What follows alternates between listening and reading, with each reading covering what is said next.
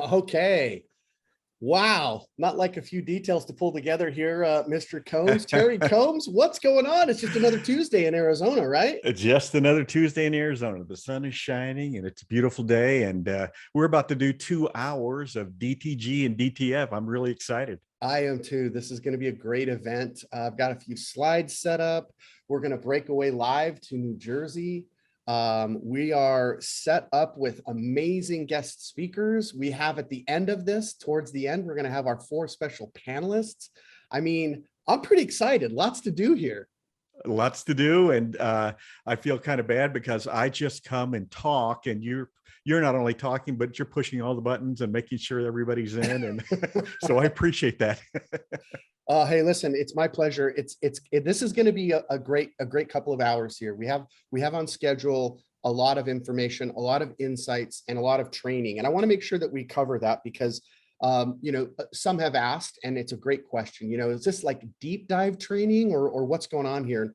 Our goal is really to deliver some insights, deliver some introductions, to give some training, but overall, we're going to be taking broad brush kind of strokes, those types of strokes with each of our guests and the things that we cover from live printing. So people will get insights, people will get some bite-sized, what I call bite-sized knowledge nuggets from each of our guests and from those that are from Equipment Zone and our panelists. So that's really what we're going to do. Our expectations are here to enjoy the ride, enjoy the process. Certainly all of our guests have been gracious with their time.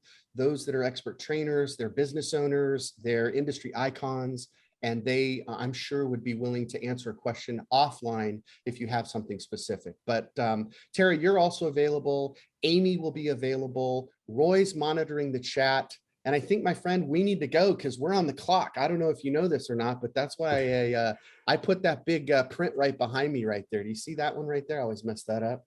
That's our clock to remind us to get going. So our first guest is already on board, already queued in, keeping us on schedule. We have a master timeline here. We're about to welcome the one and only Jason Murphy to the platform. So let's have Mr. Murphy join us. Jason, are you there? I am here. How are you? I love it. There you are. We're doing great. We're Jason. Much better now that you're here. I can tell you that. So Jason, can you see my screen okay? I just want to make sure. I can. Okay, perfect. Because I've got some goodness in store for us. And mostly it's because you're here. So this is going to be a fun ride. We've gone through our introductions. We're ready to talk to you. Jason, you're kind of a big deal at SanMar. I'm not sure if people are aware of that. I do what I can. Listen, how humble is he, Terry, right? Well, Jason and I go back way further back than Equipment Zone and SanMar. But as you said, we're on the clock. So let's jump in. Jason, all the inventory issues, are they behind us yet? And, yes. And what lessons have we learned through the previous supply chain issues? Well, I tell you, so supply chain for SanMar, who before the fabulous pandemic was always a big thing for us, is we wanted to be 99% in stock at all times to have product for our customers. And yes, I can tell you honestly, there for a couple of years, it was dicey. It was problems with shipping. It was problems with raw goods. It was shopping. I mean, literally problems to every part of the supply chain you could think of. And yes, it is behind us. Our stock is continuing to increase every month. And it's now down, honestly, with what we have is we need more people in our DCs to put stuff away. So if anybody's looking, we got DCs in 9 areas. We definitely need some more people. But yeah, we have tons of product, and I can honestly say, I believe it's for the industry, not just us. I think for the industry, it's beginning to go behind us. I think you're right. And I do get into your location in Avondale, Arizona, probably once every couple of weeks. So lots of buzz, lots of activity, always lots of people in there picking up product. Good deal. All right. I love that. Sorry, I was also getting some notifications to turn on the chat. I was under the impression that was on. So Roy's going to correct me if I'm wrong. But Jason, I also wanted to talk to you quickly about decoration trends. You guys have a whole team dedicated to this. And a lot of times we're talking back and forth about how your team keeps your eye on some of these emerging trends. And sometimes that's like apparel. Sometimes it's the production. Sometimes it's colorways. but a lot of times for you guys, it's also the actual imprinting methods, the decoration techniques. What can you tell us about that? How do you do that? It's quite a bit. We've got a team of about 8 of us now, and we're all over the US. We deal with the largest contract decorators that exist. My current role is more dealing with the manufacturing side. So people like Equipment Zone, people that make embroidery machines, heat transfer equipment, you name it. That's my job, is to keep up with them and what problems they're solving, and also take to them what problems we're trying to solve. So really what we do is we go to trade shows, we talk to our decorators, we talk to our, what we call affiliates, our manufacturers like Equipment Zone, to keep up to date with what the trends are and what we're seeing in the industry. And I can tell you right now, the hottest thing that we have in the industry today, every day we get multiple questions about DTF, and it's a hot topic. I spent about a year researching this, understanding who's out there, who's playing, who's trying to make stuff. And there for a while, Jay, and we had this discussion, we were standoffish. I knew the technology was there. I knew it would at some point come up to a time where it would make sense for people to get in.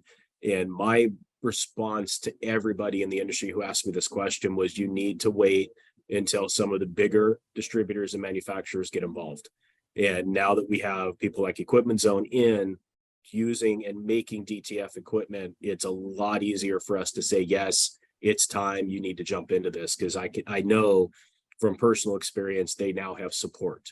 They now have good equipment. They have ways to utilize this equipment and actually make money with it. So, yeah, I mean, not only just DTF, but heat transfer as a whole is a huge, huge growth trend in the industry. And then from there, really, it's down to DTG. DTG is still growing. It's moving every day. I hear more and more your large contract decorators getting into it. Finally, it took a long time for them to jump in and understand where it makes sense. DTG's only been around for 18 years now. And so some of these guys have been saying, say it ain't so, for 17 years, right? But it's truth. Hey, Jason, do you see any downside or negatives with DTF transfers? Are you seeing anything out there along those lines? I would say that there's really not any negatives, in my opinion. There's not a downside. The biggest thing I try to get people to understand with DTF is DTF is not just for t-shirts. And honestly, to me, that's not the biggest problem that it solves. It solves everything else in the industry. It solves bags, it solves hats, it solves most non-wearables. I mean, if you think about the things that most decorators struggle with, it's not a t-shirt, right? It's not a polo shirt. It's everything else in the industry that's really difficult to decorate. So this gives them the in and the out to be able to decorate a nice backpack, a piece of outerwear, and don't be shy. Put it on a woven shirt. I've seen some really hot, I mean, like Terry's shirt, I can see him wearing there. Got DTF on that, right? So that's a really good example of where it works. And Jay, exactly. Is that denim, Jay? I think that's denim. Yes, exactly. What do you call it, Terry? I always forget. Jay's going to be an usher later in a Canadian wedding. That's not what I meant. I love it. But no, I really hope that the folks that are looking into DTF are really thinking outside of t-shirts and apparel. That's really where I think the strong point is for this. I mean, sure, you can use it for t-shirts, but when you look at DTF and you look at apparel, it's being able to do left chest, and be able to do a lot of left chest, and be able to take that same left chest and put it on a hat, take that same left chest, put it on a bag. It's about kitting, which is hot in the industry today, and just creating that overall experience. I love that. I love that you ended on that experience. That's key. That's huge. Sorry, Terry, what were you going to say? I was just going to say at the Impressions Expo in Long Beach, California, we will be decorating SanMar non-apparel products in our booth. So looking forward to that. More than just the t-shirts coming to an expo near you. Thank you, Jason. We love you having spared some time with us, shared some time with us. Thank you for those knowledge nuggets. As I said, a little bit of wisdom from you goes a long way. So I know you got a thousand things to do, but we appreciate your time here. We're going to let you go for now because we're going to cut away to New Jersey. So take care, my friend, until we see you live in Long Beach. Yep. Looking forward to it. All right. That was Jason Murphy from SanMar. Terry, what? Are you kidding me? Look at that showroom in New Jersey. Okay. This is us showing the... Hey, what's up over there in New Jersey? Jay, how are you? Hi, everybody. Greetings from the New Jersey showroom. I love So that. Look at you guys. Join us today. It looks So so today- official. Today, we're going to show DTG and DTF printing with the Epson printers. So Sophia already started a DTF print. And as you can see, it's going to be laying down the CMYK and then the white. Now, normally, when you're printing on a shirt, you're going to lay down your white first as an underbase and then your ink. But because this is film and this is in the reverse mode, we're doing it the opposite way. Well, the great news is that there is an update for Garment Creator software. And the Garment Creator software update will reverse the order for you automatically. We are one of a few resellers who have access to this update, and we would be happy to work with our customers to provide it to them. So make sure you let us know if you'd like it and you want to go that route. I like it and I want to go in that route. Okay, so what I'm showing you right here on our fun table is some samples of shirts that have been already pressed with film transfers. The one on the left is our tri-blend from SanMar. Thank you, SanMar. And it shows a variety of different images. You can see skin tones, you can see a vibrancy in the art, and you can see nice solid white, which is so important. The middle shirt is our red polyester. Also from SanMar, this is a Sport Tech.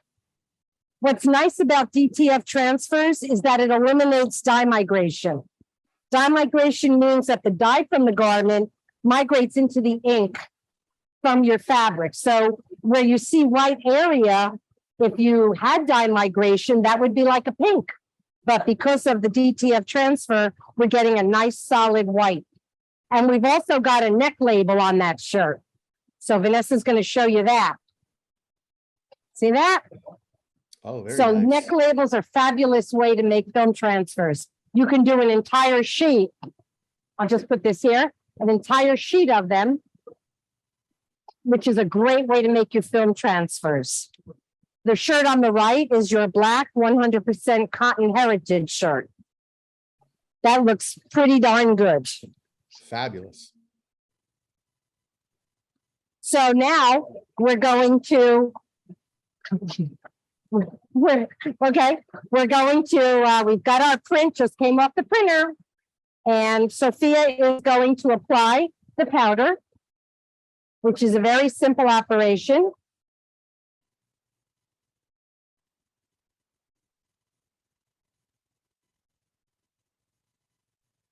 Now, after she applies the powder, we've got to dry this. There are 3 different ways of drying that I'll tell you about. The first one I'm showing you is an optional bottom heat platen for the DK20A heat press. It will dry the film in a very short period of time. However, you don't have to buy the bottom heat platen if you don't want to. You can actually use the actual bottom platen of the DK20. What you do is you just close the top of the platen, you heat it up, and then you lift it, and the bottom will be nice and warm for you to dry your individual films. The other thing you can use, of course, is a conveyor belt dryer. We've got the big red right here, but there are smaller ones available as well. And those would be the 3 steps. Here's our D1000. The range for curing when you're ready to press is between 275 and 325 degrees, depending upon the fabric or the substrate that you're working with. So what we did was we pressed it for 15 seconds. We let it cool completely. And now Sophia is going to peel it. Beautiful. This also is a 100% black polyester Sport Tech shirt. Now, to finish this, we would always recommend you press it for about 5 seconds, just to finish up that curing process. Thank you, Sophia. Now, this is a great way to do a sheet of film at a time. You can gang up images, or you can do one image at a time. However, if you are looking to get into higher production, then let's talk about the new EasyJet Pro printer. This is a new product from Equipment Zone. We love it. It's going to make a big difference in the industry. There are a couple of features that I just want to show you briefly. So the first main feature is the film tensioning system. So important. You know, one of the problems with these systems is print heads. And one of the reasons why print heads need to be replaced and changed is because you get head strikes. And head strikes occur when that film is not nice and flat and going across that platen nice and evenly. Well, the film tensioning system is going to eliminate those head strikes because the film is going to stay nice and flat as it goes through the printer. We'll go around to the print head. So the print head, it's a dual print head system. And it's pretty fast, as you can see. It does a great job. You can see how it's just gliding along nice and smoothly. We also have a full powder unit here, which is part of it. Vanessa's going to get in there a little bit more. Oh, very nice. Now We're not pros here, guys. Yeah, yeah. There's the powder unit. It's applying the powder, and it's also shaking the powder. Now, you're going to notice something's missing from this printer. What's missing is those big metal vent hoses that you see on the other printers in the marketplace. Well, you don't need a vent hose for this printer because this system right here has an automatic air filtration unit, totally self-contained. All you're going to do is change the filters as needed. You can put this just about anywhere now because you don't need to vent to the outside. And the last thing I'll show you as we come around with my trusty camera woman is our take-up roll. So now we've got a complete system here. We are printing nice and fast. We're applying powder, we're shaking powder, we're drying, and we're coming out and we're winding it up on our take-up reel. If there are any questions about this, or if you would like more information, please, we've got a YouTube channel. We've got some videos up right now. We will be doing many more. Or go to our website, and you'll find more information. So the other thing I just want to tell you in closing is that before I go back to you, Jay, Yes. we yes. also will be introducing, for those of you who want to have an automatic shaker for your 2100 printer for the sheets, we're going to be introducing our own. Guess what? Easy Shake. Back to you, Jay.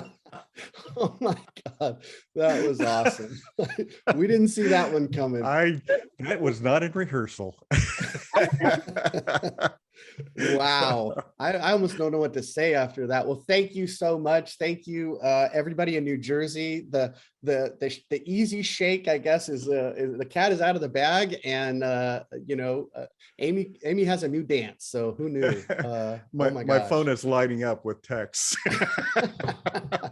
Well, listen, I could have watched that again. I hope the good news is we recorded that, so we'll be able to use that later. But we don't have a lot of. We'll be heading back to New Jersey here in just a little bit. Indeed, we will. So we do have a special guest coming in now. Also, Milissa Gibson. Woo! We are so excited, Milissa. This is new for us. This is a new relationship. We've known each other for a while, but to have you on is fabulous. Thank you for joining us. Yes, thank you. I'm super excited to be here and join this great panel. You guys we're a little bit of a raucous group if you haven't figured that out already. Hey, I fit right in. I like it. I love it. I love it. I love it. Well, so Milissa, you are from Lane 7 Apparel. And there may be some on the call here on our training event that aren't as familiar. So maybe you could give us just a quick, what's the story? What should we know about you? What should we know about this apparel line? Yeah, so Lane 7 came into the industry 8 years ago, and they really kind of took a look at the entire environment of the imprintable space. They said, man, some of this stuff just isn't living up to par in what you're getting at retail. And by the time you add, your margin, your customer your fleece specifically, you know, you're selling it for $30, $40, but it's not reflecting a $30 to $40 fleece item that you're getting at retail.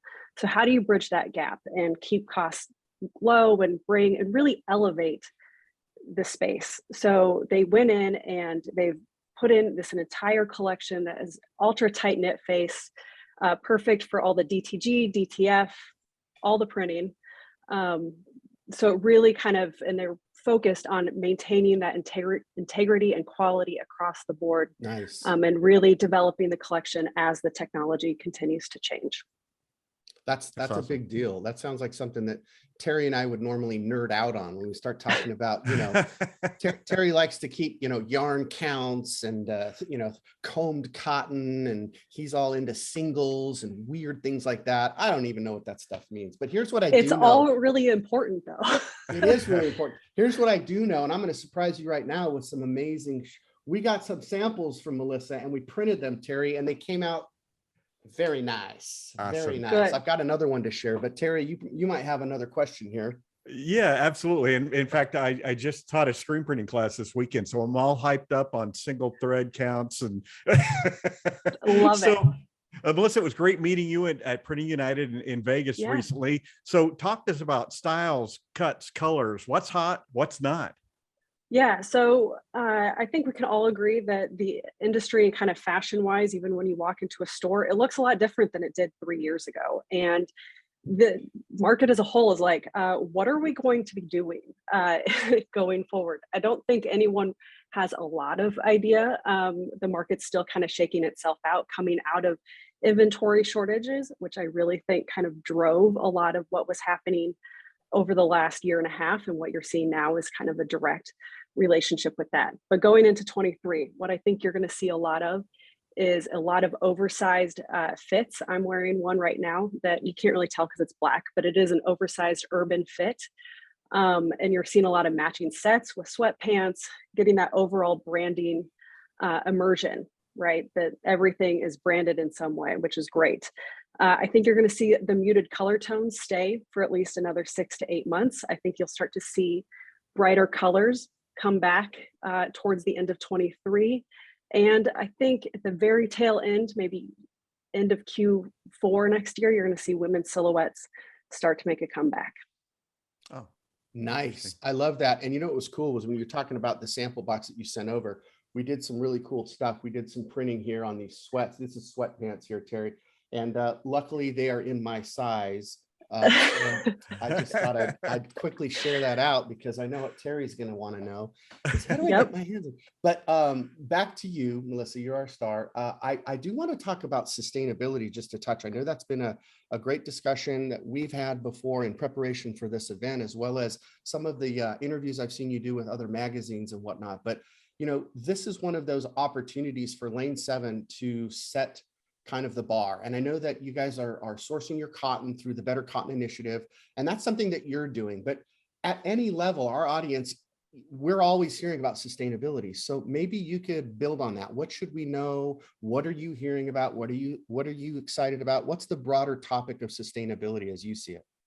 Well, I'm really excited going into 23 with our sustainability story. I think for a long time, and I've been at other companies and I've witnessed this myself, is that your customer comes to you and they're like, we want something sustainable. We want a green story.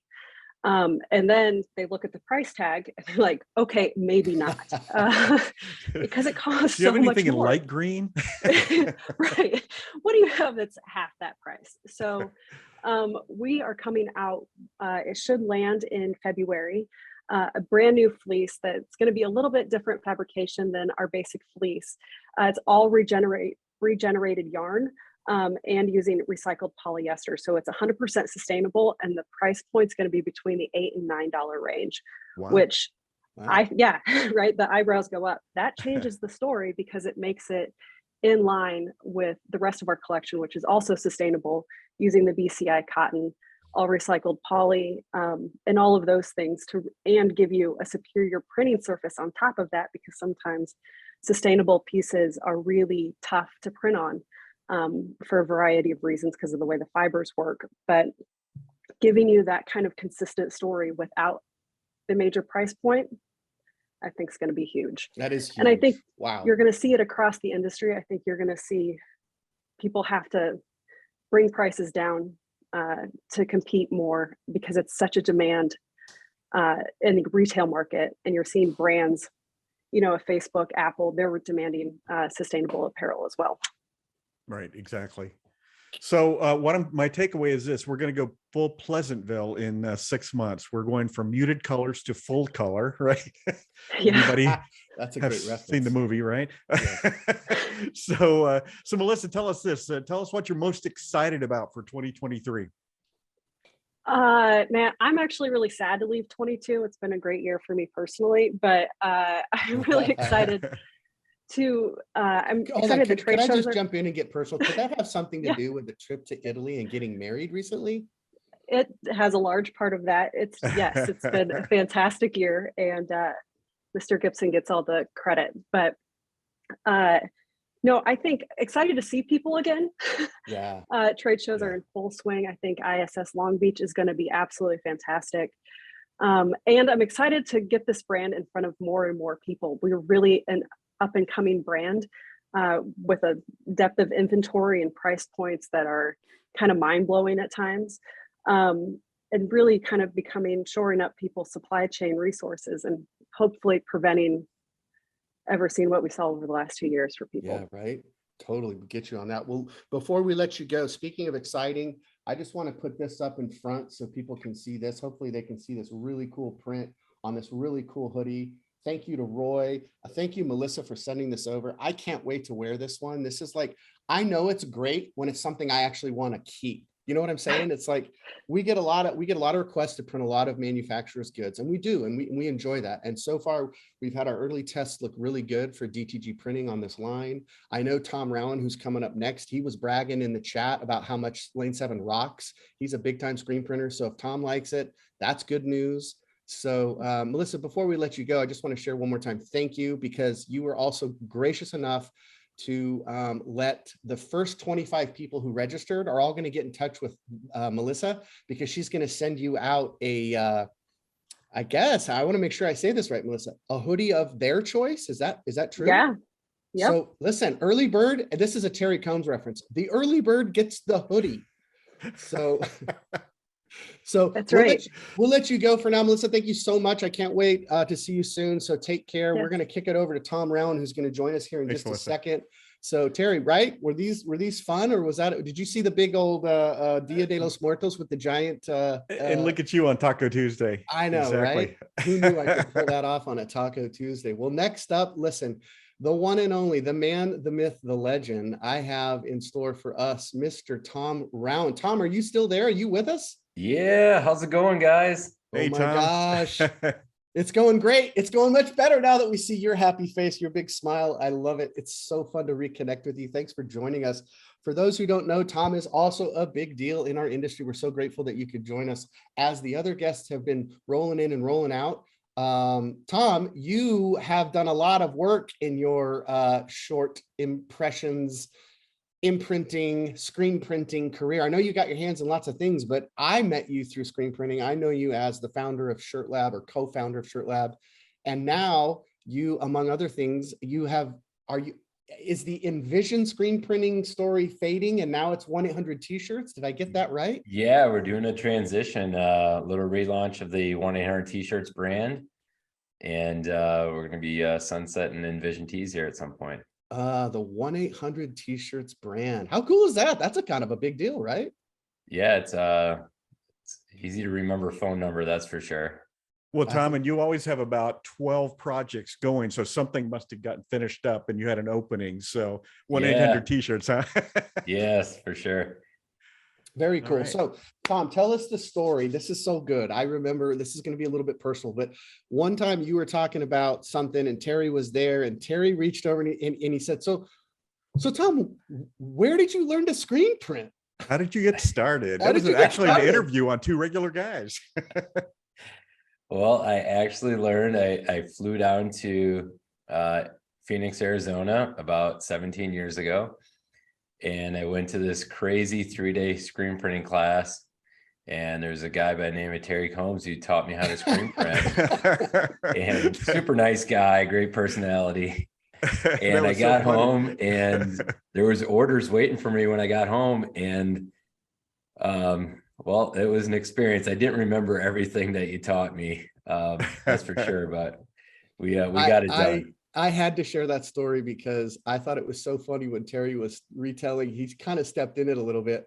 And guess what I found? The internet is a wonderful thing. Guess what I found right here? Check it out on screen. There it is. Yeah, buddy. March 8th, 2006. Are you kidding me? That's awesome. So cool. The U.S. Screen Printing Institute. It's been a while, Terry. It's been a while indeed. So, Tom, listen, you are known for your creative approach. You are, I think, a visionary. I think you embody entrepreneurship more than most I know, and you're really good at building momentum. You've done a lot of great stuff. I've got another slide I want to share, but maybe you could talk to us about promoting your company, gaining visibility. How do you do it? How do you come up with these ideas? Because I'm going to share my screen right here and check it out. Tom, you're everywhere. You have, look at this. You have a costume or a suit jacket for every main holiday. You've got a mac and cheese fest. You're hanging out with celebrities at the, what is that called? I always forget the Field of Dreams. Field of Dreams. Thank you. Terry, I don't know if you know this or not, but down there in the lower left, that's not a Walgreens truck. That's the Washington Nationals. Or the not, are they the Nationals? Always yeah, the baseball team. And then we've got Tom doing, I don't know, some kind of a Irish jig. And then there's the infamous t-shirt wearing contest. Tom, you're always in the middle of this fun stuff. It's one of the things that draws me to you. And in that article, it said you're a force of personality, which is true. Yeah. Tell our audience, share something with our audience. How can they build momentum? What are some of the things they could be doing? So I guess starting off when I started the business when I was 22, and I was like, all right, how can I be as resourceful as possible? Because I didn't have a budget to spend on advertising and marketing. And we still really primarily don't spend a whole lot on marketing and advertising. And we use word of mouth, and it's not word of mouth of people saw our t-shirts somewhere, or it's word of mouth of our customers. It's more of word of mouth of what we're doing, what I'm doing. And it creates this kind of fun, unique thing of what's going to happen next, or what is he going to be doing next. And we want to be part of the conversation, even when we're not in the room. So we look at things, we say, all right, how can we stand out? How can we do things different? How can we give people a wow moment that will be the coffee talk or the water cooler talk the next day at somebody else's office, and let those moments and those experiences drive that kind of word of mouth conversation, even when we're not even there. I love that's that. what we always just looking for, those opportunities. And then right now is the perfect time to do those type of opportunities, because 2 weeks ago was Thanksgiving. So the week before, that's when we pumped up some different things. And it was like, I want everyone talking about us at their Thanksgiving dinner with their family. And now with Christmas, it's like, we can do the same thing. So the next couple of weeks, we've got a few other kind of wild, outlandish, crazy things, because we want everyone at their Christmas parties and everything else talking about 1-800 t-shirts. That's so great. Listen, I know Terry's got the next question, but do we have to brush with death like you did? I mean, you that t-shirt wearing contest just about killed you, and I'm kidding, but I'm not kidding, right? I mean, that, if people don't know, you were trying to set a world record by wearing the most number of t-shirts, and there's that picture in the lower right-hand corner. Tom, you almost didn't make it out of that. Yeah, almost died doing that. No, so the truth is, you don't have to dress up in crazy suits or do something outlandish trying to put on 247 t-shirts to get attention. The biggest thing, and this is simple, this is something everybody can do, is you need to get out of your shop and out of the office and get into the public eye. You've got to go out, you've got to go to chamber events, you have to volunteer, get on nonprofit boards, and be part of the community. Once the first several years of our business, I was just tied to the press, literally did not leave the office for anything. And once I started getting out and getting more active in the community, doing all the chamber events, volunteering on nonprofit boards, getting to know people, that built up this crazy momentum of just like know, like, trust. in being a face in the community that propelled our business forward big time. And that's like going back to the basics of like getting out, getting to know people, and then building those relationships of know, like, and trust. So that's easy. Everyone can do that. You don't have to do something outlandish and crazy, but get out of the office, get out of the shop, and build relationships. I love it. Well, hey, Tom, what's your position on DTG printing? Why do you think this digital technology is growing so fast? It keeps evolving. And I think right now between the technology and then, you know, everything from the art side to the production side it's had an evolution over a long time. I mean, we had our first DTG printer 17 years ago. And, you know, now it's, you know, what we call this like 4.0, 5.0, 6, but it's been through a lot of phases. Right. And, you know, I think maybe right now with the creativity of the number of ink colors people are wanting, the speed that people are wanting stuff at, you know, it's like Amazon, right? Like, it's like, we need it now, we need it now, we need it now. So I think that's where it serves the market right now is speed and being able to accommodate all like crazy amounts of artwork.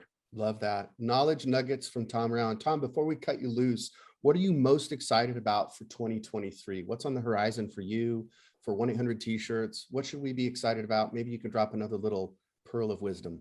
I'm excited because I don't know what to expect. You know, everyone's saying different things about the economy and everything else. We create our own economy here. So I'm excited about how we can buck the system a little bit, go outside the status quo, keep pushing stuff forward. Also super excited about, you know, just all the latest and greatest in DTG, DTF, and seeing both of those kind of just do their thing in each way and be able to offer that extra tool in the toolbox for anyone using those for their customers. So having both those tools to add on to any other decoration method just like expands what we're able to do. Brilliant. Well, I'm excited to see you live soon. Big hugs, high fives, adult beverages, whatever you want, buddy. It's been a while and I can't wait to reconnect. Terry, anything to say before we say goodbye to our good friend Tom Rauen from Hey, just great seeing you again, Tom. And man, every time I talk to you, there's something new and exciting you're doing. So everybody, you should model your career after this guy. And don't forget where he learned to print. Yes, the number one place. So thanks, guys. I appreciate it. This event's awesome. I feel like it's a Friday afternoon. You guys are pumping it out here, and nice. And I'm getting the easy shake. Yeah, Tom's we're getting the easy shake. I love it. Okay, buddy, we'll be in touch later. Thanks again for joining us. Good times, Tom Rauen, 1-800 t-shirts. But guess what, Terry? You know what? There's more. We've got another amazing guest. So excited to have her joining us today. It is the one and only Jenna Sackett, who is from Stahls. Drum roll, please. Jenna, are you with us? Did you make it? Are you? Yeah, I'm here. What's up? I'm so excited to be here. This has been awesome. I've been queued in for about an hour or so now, and I'm like, this is great. I love the energy. I love the topics. I'm so glad you guys had me. Well, listen, we're lucky. Thank you for taking the time to join us. As most people know, Stahls for lots of great things, hotronics, heat presses, you know, transfers, film, the list goes on. But more importantly, you know, we got a chance to connect again at Printing United. So this is my small way of saying verbally in front of everybody, Jenna is freaking smart, man. You need to get to know this girl. You need to tune into whatever she's doing online, on YouTube, posts, blogs, Instagram. Follow Jenna. That's all I'm going to say. Thank you. You're welcome. So guess what, Terry, you got a question coming up, don't you? I do. And you know, we could talk about all Stahls products, but it's the education, just like us that separates Stahls from a lot of the competition out there. So Jenna, you can't succeed with transfers without a heat press, right? So right. What do we need to know? What are the critical components? Construction, durability, warranty, all those things. Why can't I go to Amazon and buy a $189 heat press? Right. So every time that we talk about heat transfers, we always talk about that really important recipe. You have to follow those time, temperature, and pressure instructions, or else you can experience product failure. And one of those requirements is to have an accurate heat press that's going to give you all of those readouts for you. And then sometimes that's just not something you can find on Amazon. It may give you a temperature readout, may give you a, time countdown for you, but a lot of the key things are making sure that the temperature is accurate every time, the pressure is accurate every time. A lot of people don't think about pressure as one of those really important factors when it comes to having success with heat transfers. So all around, whenever you're looking for a durable heat press so that you can have success with heat transfers, those are the three key things. So just making sure you have those readouts of time, temperature, and pressure, because every heat transfer that you get, if you're getting it from the right place, because they're not all made the same either, right? Nice. But if you're getting it from the right place, it will come with those instructions. So we want to make sure that your press is giving you that recipe the same way you would bake cookies in an oven, right? Yes, no, that's perfect. That's so well said. And you know what, whether you're outsourcing your transfers through somebody like Stahls or one of their other affiliate companies, or whether you are doing it yourself, what you just said is critical. Words of wisdom from Jenna Sackett. Jenna, and let me add this, I'm always getting on my soapbox about heat presses, but I'm like, invest in a good quality heat press. But here's the payoff. 10 years from now, 20 years from now, that same heat press is going to be in your shop, just cranking out product. Right. And I mean, I think that hits too to sustainability, right? We want something that's going to be built to last, not something that we have to throw out and replace within a couple of years. So I know sustainability is such a huge topic, but don't forget about, it's not just about apparel, it's about the equipment that you're investing in as well. Great point. Great point. So let me follow up from Terry's question. We have heard a lot about direct to film. Scott, will you put yourself on mute for just a second? So we have heard a lot about direct to film, DTF transfers, et cetera, et cetera. But how do you think, you've seen this now, you've seen this from an emerging technology to something that Stahls offers, and you've seen it kind of creep into our industry. How do you think it's going to help the small business grow? That's what I really want to hear you talk about. I think that it'll really help small businesses grow because it's giving them access to product without upfront investment of equipment. So if they want something that they can easily get started with, that has always been our thing with heat transfers, right? You don't need a huge upfront investment to be able to print quality product that you are seeing and their customers are seeing from these big box brands, right? We want to be able to mimic what those big box brands are doing because they are the trendsetter, right? Even in our industry, we look at what they're doing. We strive to offer products that look as cool and have as good of quality as some of those really well-known brands. So it's allowing small businesses that are just getting started. Maybe it's a side hustle. Maybe they're expanding from crafting and they want to start at a larger scale. Transfers is the way to do it. Not only are you avoiding, your upfront investment of equipment by just ordering transfers, but you're also getting transfers at a good price. You can't really beat 6 cents a square inch in direct to film heat transfers. Gives you that ability to be able to order transfers at a good price point so that you're not also breaking the bank in considering, oh, maybe I should just invest in the long run. Not only for small businesses, but businesses that are also offering maybe embroidery or screen printing, and they want to be able to complement those those print technologies with something else so that they don't have to turn away business because maybe it doesn't meet a requirement for them to fulfill it with another option. So there's a lot of opportunity with it. And I think that it helps businesses in every aspect, whether they're small, medium, or large, whatever their scale may be. Love that answer. I think it opens up a lot of doors. It's going to help. Well, we hear it every day from our customer base. So I'm going to say this. So little pressers become big pressers. So they may start small and outsource and buy everything from you guys. our goal is at some point, they're going to cross the crossroads where it may make sense to then bring in equipment on their own. Absolutely. Yeah, we want to see growth, right? Love it. But there's always that starting point, and we want to make sure we're helping there too. Beautifully Really, said. every decorator out there, for the most part, started somewhere in a garage or a dining room. So, and a lot of those well-recognized companies like Tom Rauen. But hey, I have a nuts and bolts question for you, Jenna. So what's your not so secret recipe for heat pressing polyester and eliminating those creases and press lines? Yeah, spill the beans. It's just the three of us, Jenna, nobody else. No, everybody needs to know. Everybody needs to know, because we look at great brands like Lane 7 that are incorporating those really, really nice substrates like poly blends, tri blends, anything like that. All you need is a little bit of lower heat.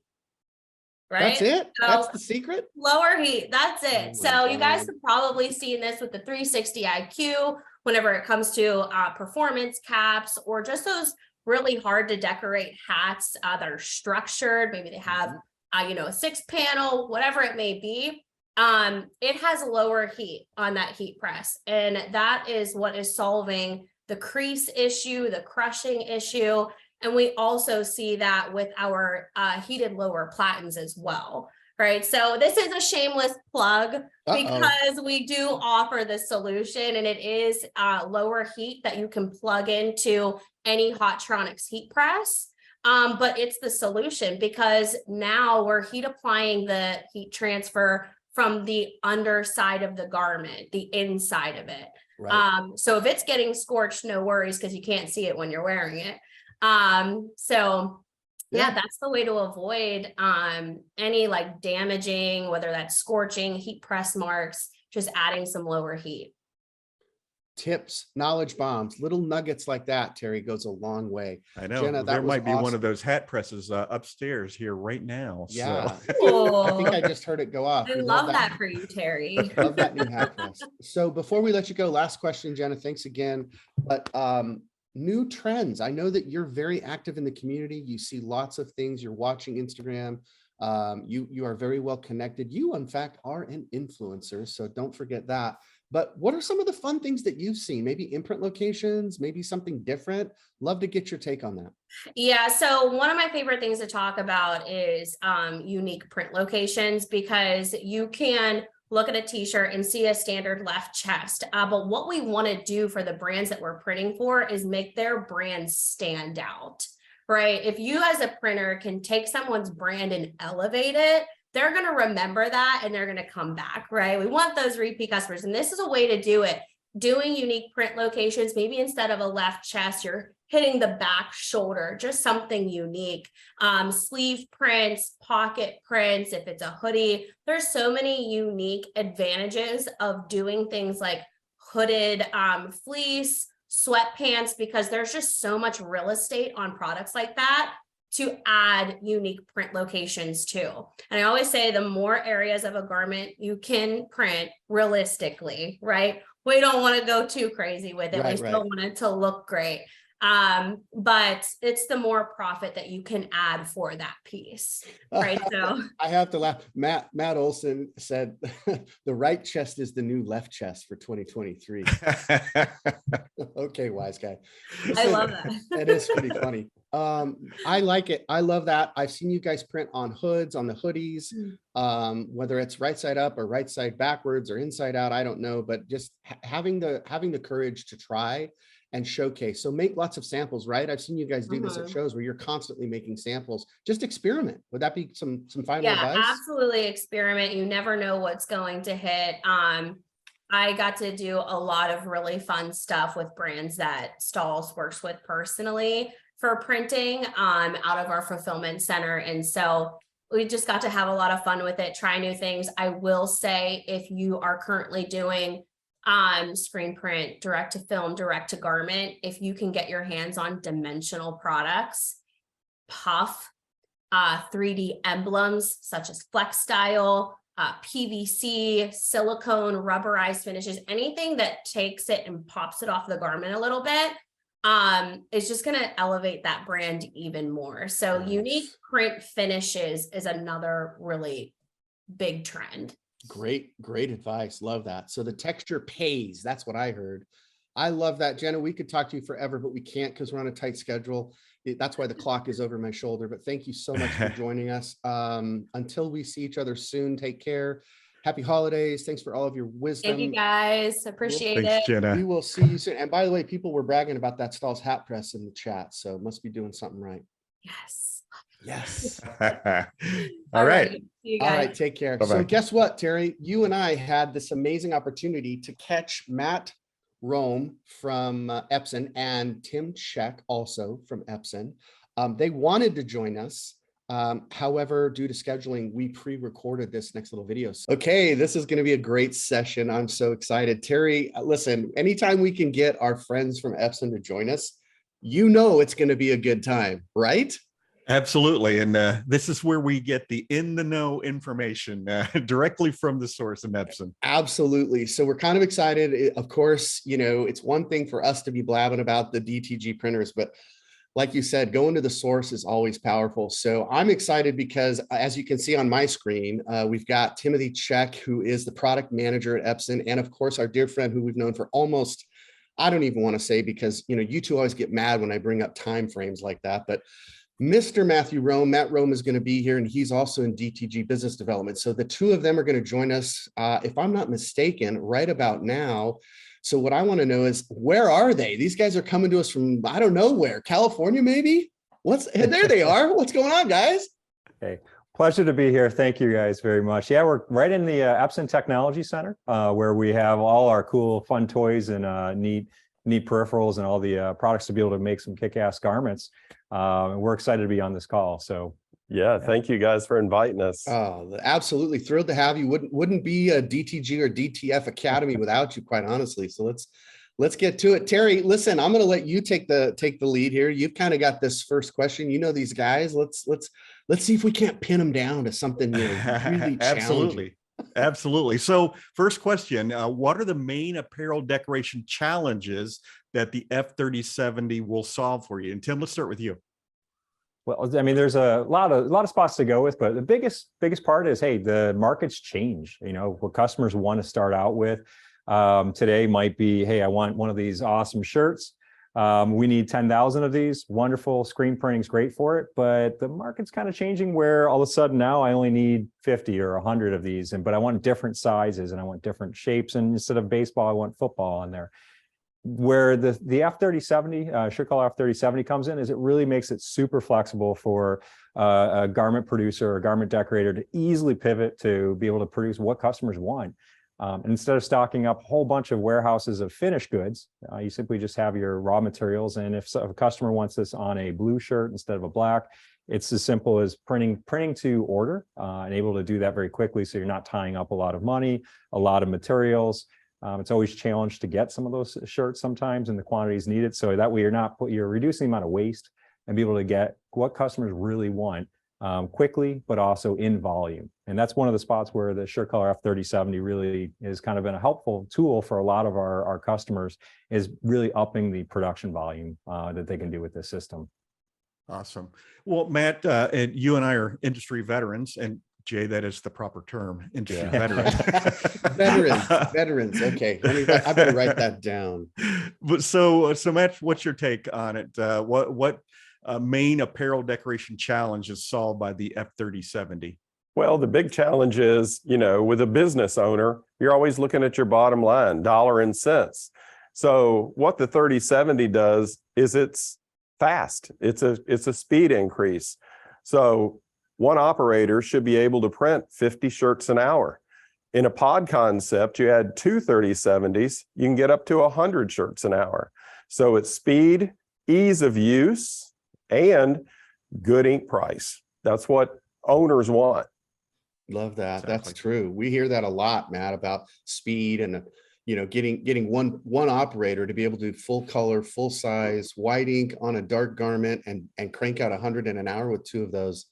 I mean, I don't know, I want to speak for Terry, but I know that comes up quite a bit here at Equipment Zone. So That's an awesome answer. Well, thanks you guys. I get the next question, so I'm kind of excited about this, but I'm gonna drill down on Matt because we got to tie down the OG of DTG. But Matt, maybe you could give us more insights on like market. Like I know that you do a lot with business development, and I know that you visit a lot of shops. Who is that buyer? Who's the typical shop that's looking at this that thinks, okay, this is going to solve some problems. This is going to take me to the next level. Maybe you could talk to us about that person, that shop, that man or woman that's buying, the typical buyer. Well, here's the thing, Jay, is, anybody out there that's looking to buy a small automated screen printer should really take a hard look at the 3070.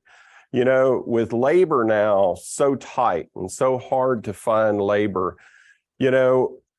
digital makes a lot of sense now. If you're buying a small automatic machine, you've still got all the other auxiliary things to do with that. You got to make screens, you got to clean the screens.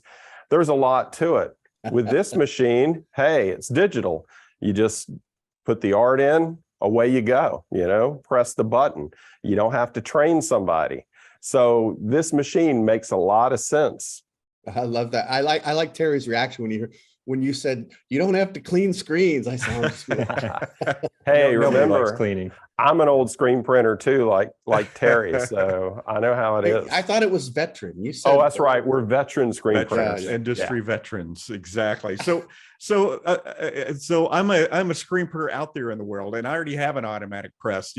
Matt, would you say that's an ideal candidate for this product? It is, because let's look at how the market has changed. I mean, back in the day, people were getting big, giant runs, of the same design. Now it's kind of changed. Everybody wants something customized.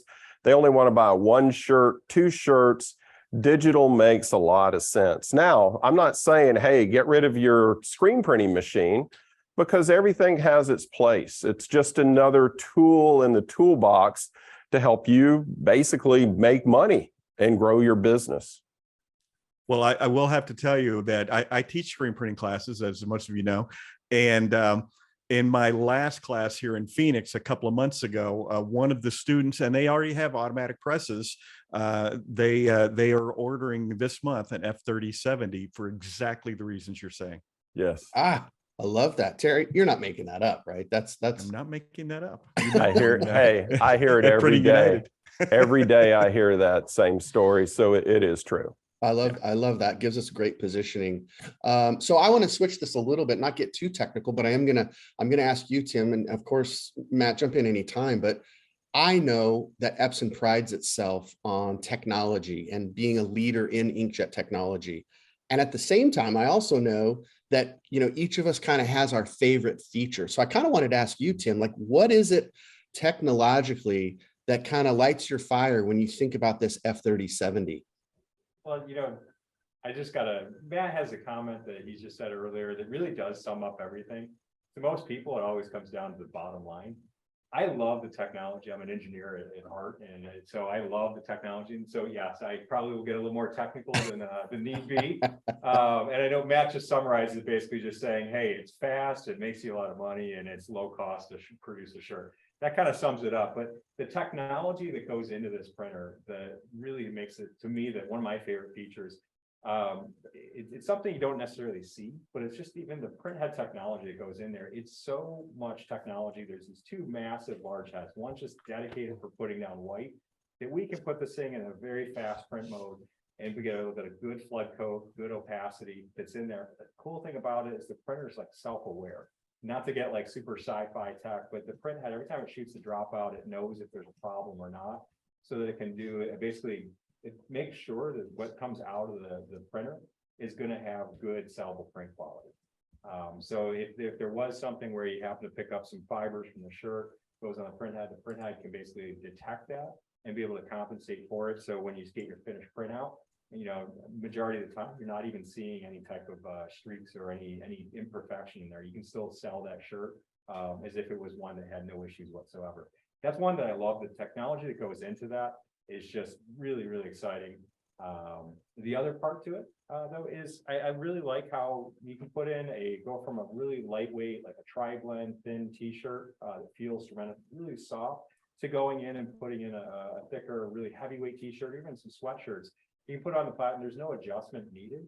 The printer basically will measure the height of that all by itself, and then rather than moving a platen up and down, it actually moves the print carriage up and optimizes it. So it's like everything's in focus and you get really beautiful print quality that you get in there without have to fiddle around with garment height adjustments or anything else in there. If anybody's ever done DTG in the past, getting the right platen height could sometimes be either a big headache because it either gives you errors or you get poor print quality. With this, it's super simple. And again, I think it all boils back to what Matt said earlier, is easy for someone to produce a lot of shirts and you're reducing your waste, which helps us cut down on costs. Those are probably my two favorite features of this printer. I know what I'm fixated on here. What I'm fixated on here, Tim, is the fact that you said the machine is self-aware. So is Epson in fact Skynet? Because well, you know, my first product launch here at Epson when we started doing this stuff was the T series line. So this goes back more than a decade, you know, which was funny because that all ties into the Skynet stuff. But no, in all seriousness, yeah, we value privacy piece to it. The printer really keeps its information, what it's doing, how it's working, to make sure that it's you know, producing, working hard for you. Well, you know, and we joke about it, but you know, every version of the Epson DTG machines it builds on the success of the previous ones, and you know, people are just shocked at how easy the machines are to maintain and that sort of thing. And so let's talk about that. Let's talk about the fact that Epson builds these printers from the ground up. Not everybody does, and they're built to last. So what should our audience know about service and support after the sale? Matt, let's start with you. Yeah, that's one of my favorite subjects, Terry. I love to talk about that. So I hope we have like an hour now to discuss this. We don't have an hour. Sorry. We're going to be like the Oscars. We're going to start playing the music here in about 15 seconds. Well, as long as Tim doesn't come and slap me, I guess we'll be okay, right? So anyway, the nice thing about the F3070 is it's really built rock solid. You know, like you said, Epson makes the print heads. There's only a few people that actually make the entire print head. We make the ink, we make the electronics, so we know what's in the machine. Now, in the unlikely event that something does happen, we have great service and support, and we also put it in writing. Take a look at our statement that we have on the 2100 or the 3070 at the warranty statement. It's really good. And we are so confident in these machines, you can get up to a 5-year extended service agreement on these machines, which covers you completely, you know, and you can go with one where you have different options where if you want to replace your own print head or have a technical service support agent do it, it's really up to you. So to me, that's a big thing, because if your machine is not running, you're not making money. And hey, that's what everybody's in business for, right? Exactly right. There is another company that says they'll have a technician to you within a reasonable time. And I always tell customers, you know, a reasonable time for you when you're down might be a little different than somebody else's reasonable time. So, hey, Tim, do you have any comments on what our audience should know about service and support? I mean, yeah, having a whole system that's designed as a match system up from the beginning to work together to keep that reliability, that consistency is why we believe so strongly in this. And one of the fun things, I don't get too much to it because Matt, you did a really good job keeping that concise. That service and support programs, 5-year coverage you can get up to with this machine.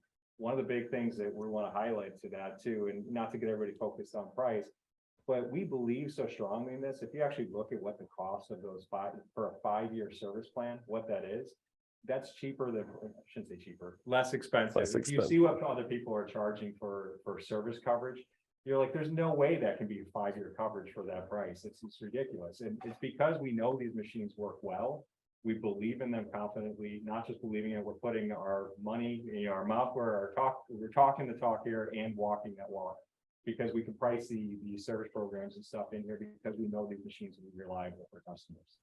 I love those. I love that answer. Something to take a look at, you know, and don't quote me, look for yourself, you know, and actually see what it costs. when you add it up, you're like, no, that can't be right. You're missing a zero on there. And nope, that's right. So It's very true. Those service calls, by the way, 24 to 48 hours after you call, technician will be on your site at your location. Come on, even in North Dakota, Terry, come on. We have many customers in North Dakota who get Yes. that exact service. Listen, and I'm not picking on anybody in any state. It is one of our favorite things to talk about is the fact that we have this partnership with Epson and that you and your team and all of that network of service providers to be on a doorstep with parts in 24 to 48 hours, if needed. Amazing. It's just amazing. I mean, if that doesn't build confidence, I don't know what would. So anyway, guys, we know you're busy. We're busy. We're in the middle of this. I don't know if you know, you've heard the DTG DTF Training Academy. So we're thrilled that you were able to join us today. Thank you so much for the insights on the SureColor F3070. We wanted to feature that because you know what? We're getting a lot of questions about it. People are literally gearing up for bigger production runs and the speed and the bulk ink. And listen, I don't want to recap. There's too many bullet points to go over. But Terry, anything we say to our friends out in California before we turn them loose? Well, speaking of California, we will see both of you in Long Beach, California in January for the Impressions Expo. Tim, anything new that we're going to see there? hey, there's always, that show is always one of the best shows to come out to see what's happening with DTG or garment decorating, including even other techniques and methods. I can't tell you what's gonna be coming, but I'll put it Hey, this it's way, just us. It's we're just always- us. Well, in that case, hey, yeah, come on. We're always excited. We always do expect to show some new things and new advancements. There's always some great things coming on. We do have some cool things in our plans for that show. So we look forward to seeing everybody in person in Long Beach. It's a horrible place to be in January, I'll tell you. Sunny Southern California beach city. It's just it's so miserable. It's We hope tough. to see everybody there and stop by, and we'll have it'll be great to meet everybody in person. Yeah, everybody come on out. We're looking forward to meeting with you. Excellent. Well, we'll be there as well. Thanks again, Matt. Thank you, Tim. We appreciate you so much. Until we see you in Long Beach, take care, guys. Thank you. All right, thanks. All right. Bye-bye.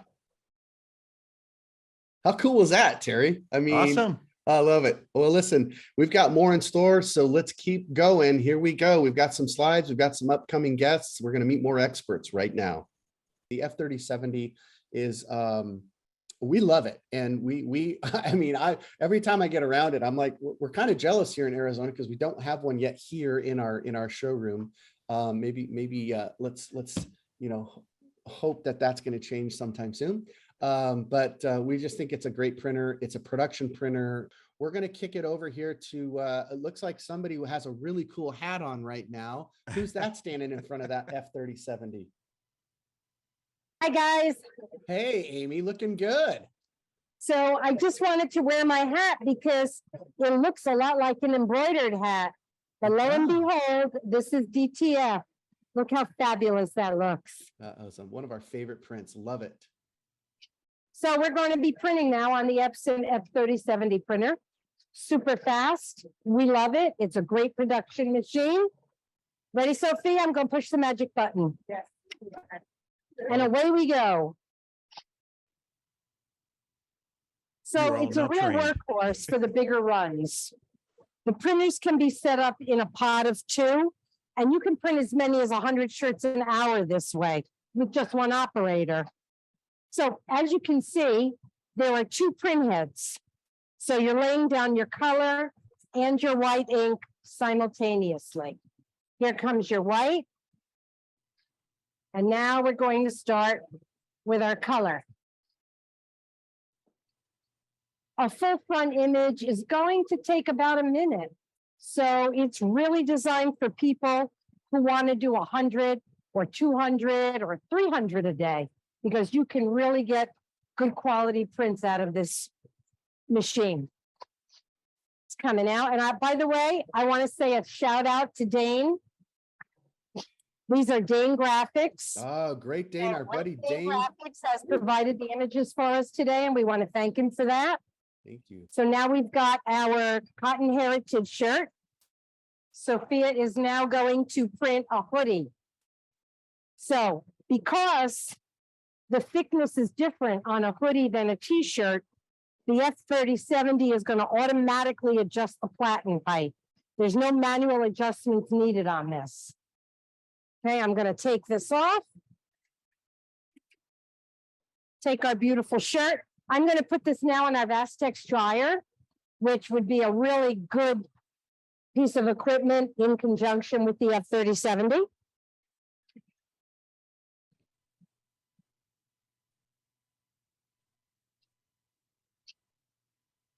Sophia is now going to load the hoodie,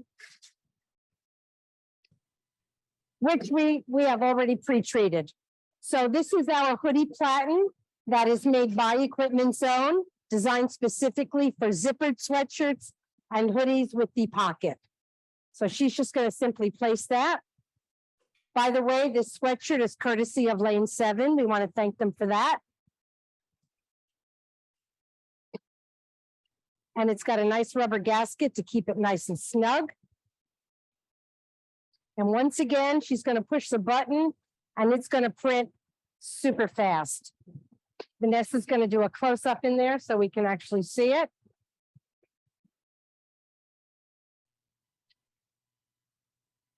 Beautiful. So the fact that it had that automatic height adjustment, as you could see, we didn't have to do anything. We just popped it on and away it went. So it speeds up the process. You can go from one substrate to another without having to reset things and figure it all out. It's very, very good for large volume works or different types of garments to keep up with it. And once again, in less than a minute and in under $1, by the way, with the bulk ink system, you've got a great piece of art on a great looking garment.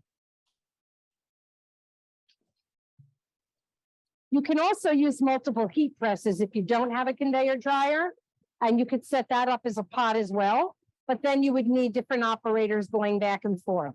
But we do like the idea of a dryer because it's automated. So the cost of this is 82 cents. How's that for a really good looking image? That's amazing. Fantastic. Forgive me for bursting out and saying, wow. Isn't that something? Beautiful, right? So this concludes your visit to the New Jersey showroom today. Thanks everybody for watching, and we'll see you again. That was outstanding. Thank you everyone in New Jersey. You are amazing. You are wonderful. We could not have done this without you, and you know that. So thanks again, Amy, Vanessa, Sophia, Omar, and everybody behind the scenes that I haven't thought of. You're wonderful in every way. Thanks so much. So guess what, Terry? We are back on schedule. How about that? Oh, that's so cool. And just a second, that was great because I saw Amy just getting ready to drop that on that new Vastex dryer over there, which is the next step in the puzzle. And who do we have but Scott? Scott, help me pronounce your last name correctly. I always screw it up. Well, the proper name is Petiet, but don't worry, I've heard Petiet, you know, Petiet, lots of different. it's not that hard. Petiet, right. Scott Petiet from Vastex International. I have for years now called you Scott Pettit. Scott, That's so okay. I apologize. That's okay. No, we got it right here today. We have corrected it. We have moved on. Terry is now informed. Petiet is a great way to go. Well, listen, Scott, first of all, thanks for being flexible. Sorry for that little snafu in the middle with the video, and you were able to get back on track real fast. You are indeed from Vastex, and that would have been our natural segue is back to you, because after they were printing that hoodie, they were dropping it on the dryer. Terry, remind me, which dryer do we have over there? I didn't write that down. I believe that is a big red 54-inch. Scott, Okay. is that correct? Yeah, yeah. From what I could see in the video, that is correct. So yes, absolutely. So Scott, somebody's doing DTG, and I know this is going to vary because, for instance, there's a decorator here in Arizona that has 12 F2100s. So they have a couple of your dryers, and they have added modules to those dryers. So so what should people be thinking about as their best dryer options? And more importantly, what are the best options decorators doing both DTG and DTF prints should be looking at? So the beauty, one thing I guess to kind of clear things up is when you're doing DTG, you know, what you need is a dual temperature zone dryer. Obviously, there are a lot of conveyor dryers out there on the market. Most of them have just a single heat zone. The advantage to the dual temperature zone is you have a boost zone, as we refer to it, which enables you to ramp the ink temperature up quickly, start the evaporation of all that moisture that's in the ink. And then as it moves out of that zone into the main zone of the dryer, you can reduce the temperature to just allow the ink to dwell and bake in while protecting the shirt from scorching. You can't do that with a single zone dryer, being that you either have to run it at a very low temperature, and then in turn, most dryers aren't capable of allowing a 2.5 or 3 minute dwell time. They're just not geared properly. So that's one of the big things that the dual temp zone dryers do. They let you get it to temp quickly, allow for a long enough dwell time. You know, Scott, we have a lot of folks who will say to us, hey, my screen printing buddy is going to give me his old dryer. Will that work? And our response is always maybe. Yeah, and A cautious maybe. yeah, and that's a great response. In all likelihood, it would not. But Right. on the flip side, I say that knowing if somebody had one of our little red XDs or a big red 4D, it could work because they are a universal dryer that can be used for everything from DTF to DTG to screen print ink curing. Again, you can't run everything simultaneously. The settings are different for the variables, but it is a dryer that can do it all for your business. That's built-in flexibility. That's what I was going to ask you about it. Terry, you guys both covered it so well. Let me ask you, Scott, because you're in this industry as well. You've been here for a while. What are some things that people kind of either don't know or forget when it comes to conveyor belt dryers? There's always these like little, almost like, what do you call those cliches or half truths where they heard a little bit of this, and then maybe you could set the record straight on what YouTube-isms. There you go. Yeah. YouTube-isms. Well, it's Yeah. said on YouTube.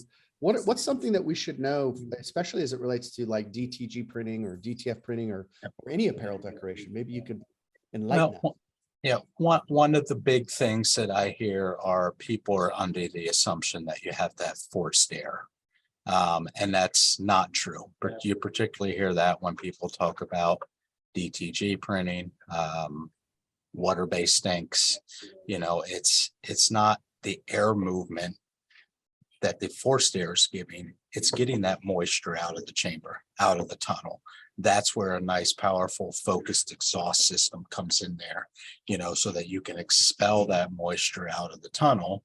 Obviously from there, then it's just a combination of heat and dwell time, belt speed, keeping it in there long enough, so that's probably the biggest thing that I hear from people, or they're just under that assumption that you have to have forced air, and that's not true. And obviously you guys can speak to that extent as well with using our machines. Yes, many of our customers have Vastex dryers, and I was doing a panel discussion at a trade show, and somebody from Vastex was there, and somebody from another company was there, and the person from the other company said, "Oh, and you have to have forced air to cure DTG," and of course Vastex was like, "Oh, that's not true. I'm sorry."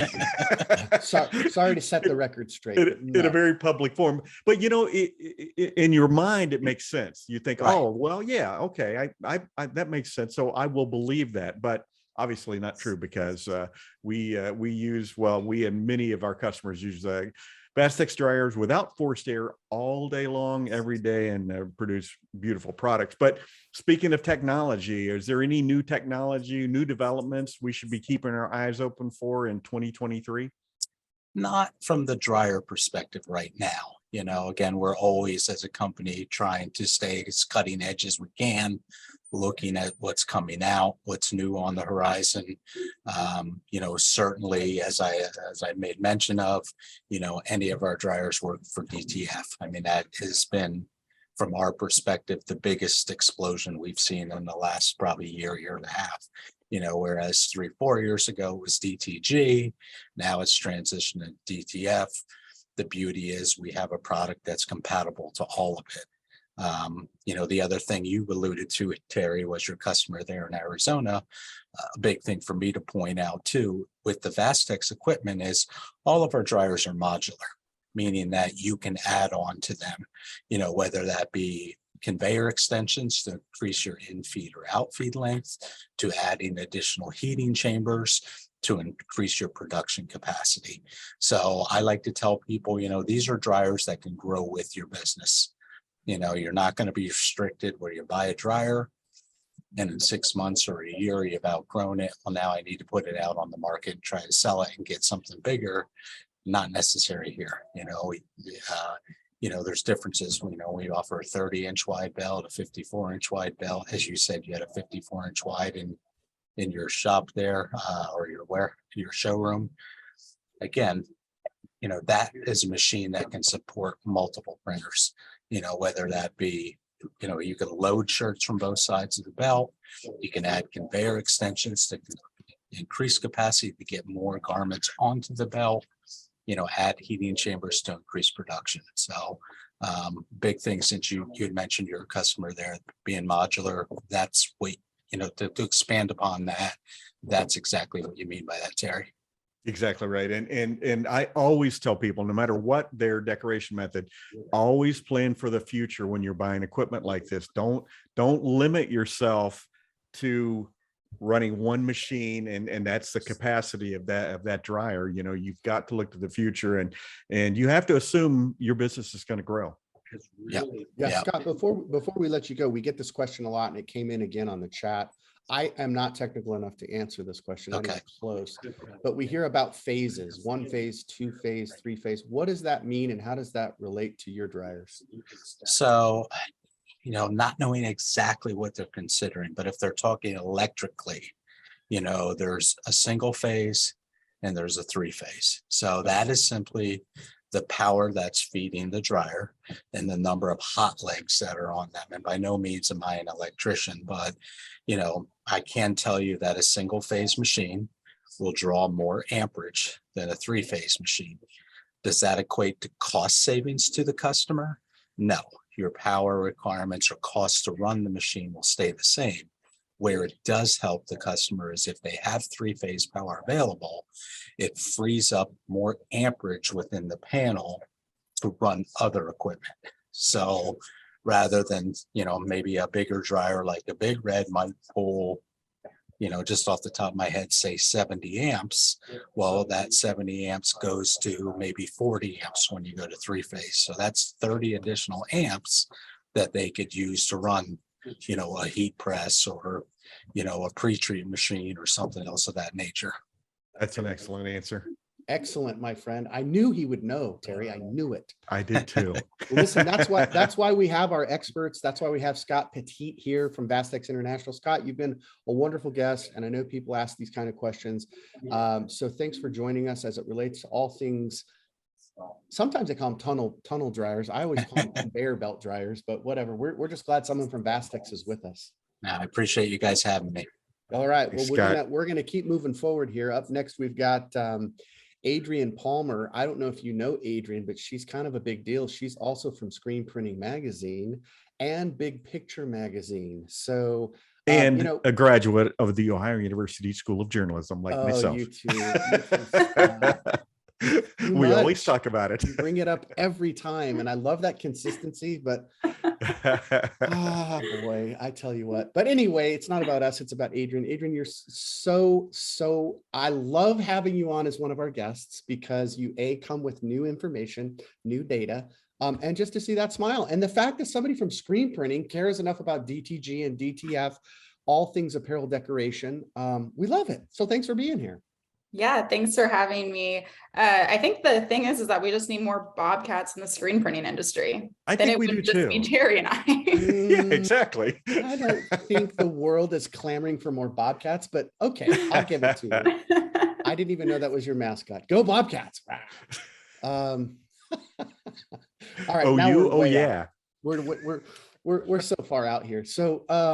So thanks again. So editor-in-chief of 2 publications at Smart Media, right? Not just one, because you're kind of like, you got 1 foot in all things digital and 1 foot on apparel decoration. How are you holding up? My goodness.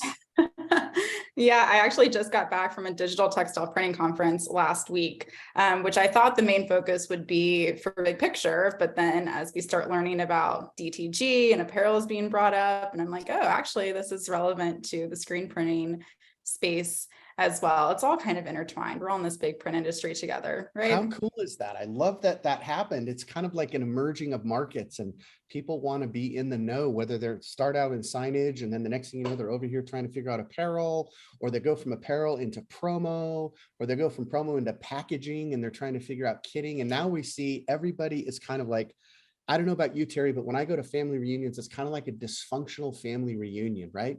All those weird cousins and uncles that you haven't seen in a while, we all get back together again. Well, Maybe not, maybe. Jay, as a longtime screen printer, the term family reunion makes me cringe along with other screen printers until DTG came around.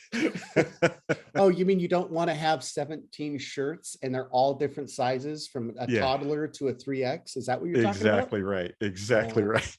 Funny with a that tree on it. I still shudder. When That's I not a think new about idea. Oh, wait, with a tree and each family has a leaf? That is original. All right, it's not about us. It's about Adrienne Palmer. Adrienne, you came prepared with some amazing new information, some data. Tell us what you've learned. Give us the inside track on a survey that you guys have recently completed. Yeah, so we recently closed our 2022 Apparel Decorators Survey in partnership with Keypoint Intelligence and are in the middle of combing through the many data points for an article that will be shared in the Jan-Feb issue of Screen Printing Magazine, written by Johnny Schell. He's the principal analyst at Keypoint Intelligence and a longtime expert of the print industry. I'm sure you both are familiar. Yes. Long time friend. Long time friend. Yes. Industry icon. So, so absolutely. we're getting a sneak peek on some of this data before the January, February issue? Yes. So the article will be in the Jan-Feb issue. If you took the survey or are a member of Keypoint, you'll receive a copy of the complete findings. But yes, as a sneak peek, I'm going to share a few key nuggets of info from the survey to our webinar attendees today. Love it, love it, love it. Tell us, ready? We're look at us. We're like little kids waiting for Terry's like, okay, go. Yeah. Okay, so let's start. Out of the 100+ respondents, 24% currently have DTG in-house and 23% have DTF in-house. But 60% of those who do not have DTG or DTF in-house are outsourcing the work. So they're not saying no. They're saying, well, we may not, well, actually their clients may not even know that they're not doing it in-house, but they have a contractor. So 23% having DTG, DTF, but the majority are outsourcing that work. So they see that there's value. When asked if their company plans to purchase any DTG inkjet technology in the next 2 years, 20% of all respondents said yes, and 27% said they're not sure. So for the remaining 53%, the main reason they don't plan to purchase DTG technology in the next 2 years is the technology doesn't fit their business model or the technology is too expensive. So that's what they're thinking. Maybe they should join this webinar and learn some, new things. Yes. When asked the same question about DTF, 34% said yes, and 34% said not sure. And the answer for why DTF was not on the table in the next 2 years was the same response as DTG. Wow. Interesting. Yeah. So 42% of respondents who have DTG in-house said the average price they charge customers per DTG item is more than $15. And 48% of DTF printers charge more than $15 as well. So there's a nice price point there for you. Yes. Including blanks, pre-treatment, and ink, we asked, what is the average cost per DTG item printed in your company? And 38% said $1 to $5. And for DTF, they said it's between $1 and $15. So a little bit more of a range there for DTF. That also might have something to do with the substrates you use, because a lot of folks who do DTF are doing performance wear, that sort of thing, which isn't as practical for DTG. So that might be the discrepancy in that. And I think right now too, Terry, correct me if I'm wrong, but there's a wide variety of price points out there. The retail market hasn't settled yet. So you have people that are claiming, well, I could do that transfer for, $2, and somebody else is saying, well, that's going to cost $10 over here. So if they're outsourcing, that might be part of the reason. But interesting data. Yeah. So that's all you get specifically from this survey, but I have some more information from another key point survey that I can share with you, but you're gonna have to wait for the rest for the JanFab issue. Well, I guess we can't be greedy, right? A little teaser. I love it. Can we go back and I want to get Terry's take on this. If I heard you right, you said 24 and 23% are saying yes to DTG and DTF. That's based on the respondents. They're saying, yes, we're doing DTG and or DTF. That's a quarter of the market. Terry, what do you think about that? I think that's I would I don't know if I would have guessed quite that high, to be honest. That's what I was thinking. Yeah. I'm glad to hear that, but people are slow to make that transition, and there's still a lot of information, misinformation out there about DTG printers and keeping them up and running, and hey, I have to print every day, and hey, I've got to flush out ink and all those things that were true 10 years ago. Yeah. But I think there's a lot of that out there, and I think people are a little gun shy. And I think also that, Adrienne, when you talk about people think it's too expensive to get into, I don't think those people are taking into account the profit margin that's available for these as well. Right. Yeah, that makes sense. All right. Well, we've got a couple more minutes, 2 or 3 more minutes with you. We can take up every minute. We can hang on every word. Is there anything more, Adrienne, that you wanted to share before we say hasta luego on this Taco Tuesday? Yeah, a few things if we have time. Yes, sure. Just to kind of dig in a little bit into, I shared specific from our survey, but our decorators planning on adding DTG in the next year. And in short, the answer is yes. And I was speaking to Johnny because we were at the conference last week, and they just did a forecast of the direct to garment market from 2021 to 2026. And so he said in 2021, direct to garment printing worldwide reached $9.284 billion in print value. And of course, this is maybe, outside of direct to our market, but it's expected to reach $19.857 billion by 2026. And digitally printed garments reached 950 million pieces printed worldwide in 2021, with a projected CAGR of 16.8% through 2026. So that 16% growth is the forecast? Yes. Did I get that right? Wow. Yeah. Wow, that's incredible. And then, something for our audience and our industry to remember is, DTG is an addition to your screen printing processes and projects. In a few recent press conferences with some major DTG players, I've asked, do you expect screen printing to go away? And the answer from them is always no. DTG is a solution to on-demand printing. So think influencers with online merch shops, grade school and university online stores, the family reunion Terry mentioned, high-end fashion. It's also an approach to conquering global sustainability issues. And it's a pathway to some really cool meta, NFT, and digital experiences. I wanted to bring up an example of Kevin Oakley of Stoked on Printing in Las Vegas. Yes. He's also a screen printing editorial advisory board member. He created Merch Loop, which is a platform for made to order products using DTG machines. And his website states, build your store in minutes, always be in stock, never worry about collecting sizes again. So they create an online shop and print on demand whenever their client sells something. So it's very beneficial to a customer who only needs to print short runs. Right. I love that. Terry's got several clients that are the same setup. Exactly. We're seeing more of that. So yeah, we know Kevin. That's awesome. We've been to his shop in Las Vegas, and it's so cool to see some of our friends succeeding at this. And remember, Kevin was a traditional screen printer, not 5-6 years back, and going through all the ups and downs that a traditional apparel decorator would. And he was able to diversify. He's still doing his, retail, I call it retail printing, contract printing, and now on-demand printing. So very cool info. What else, Adrienne? We're hanging on every word. This is the all good right. stuff.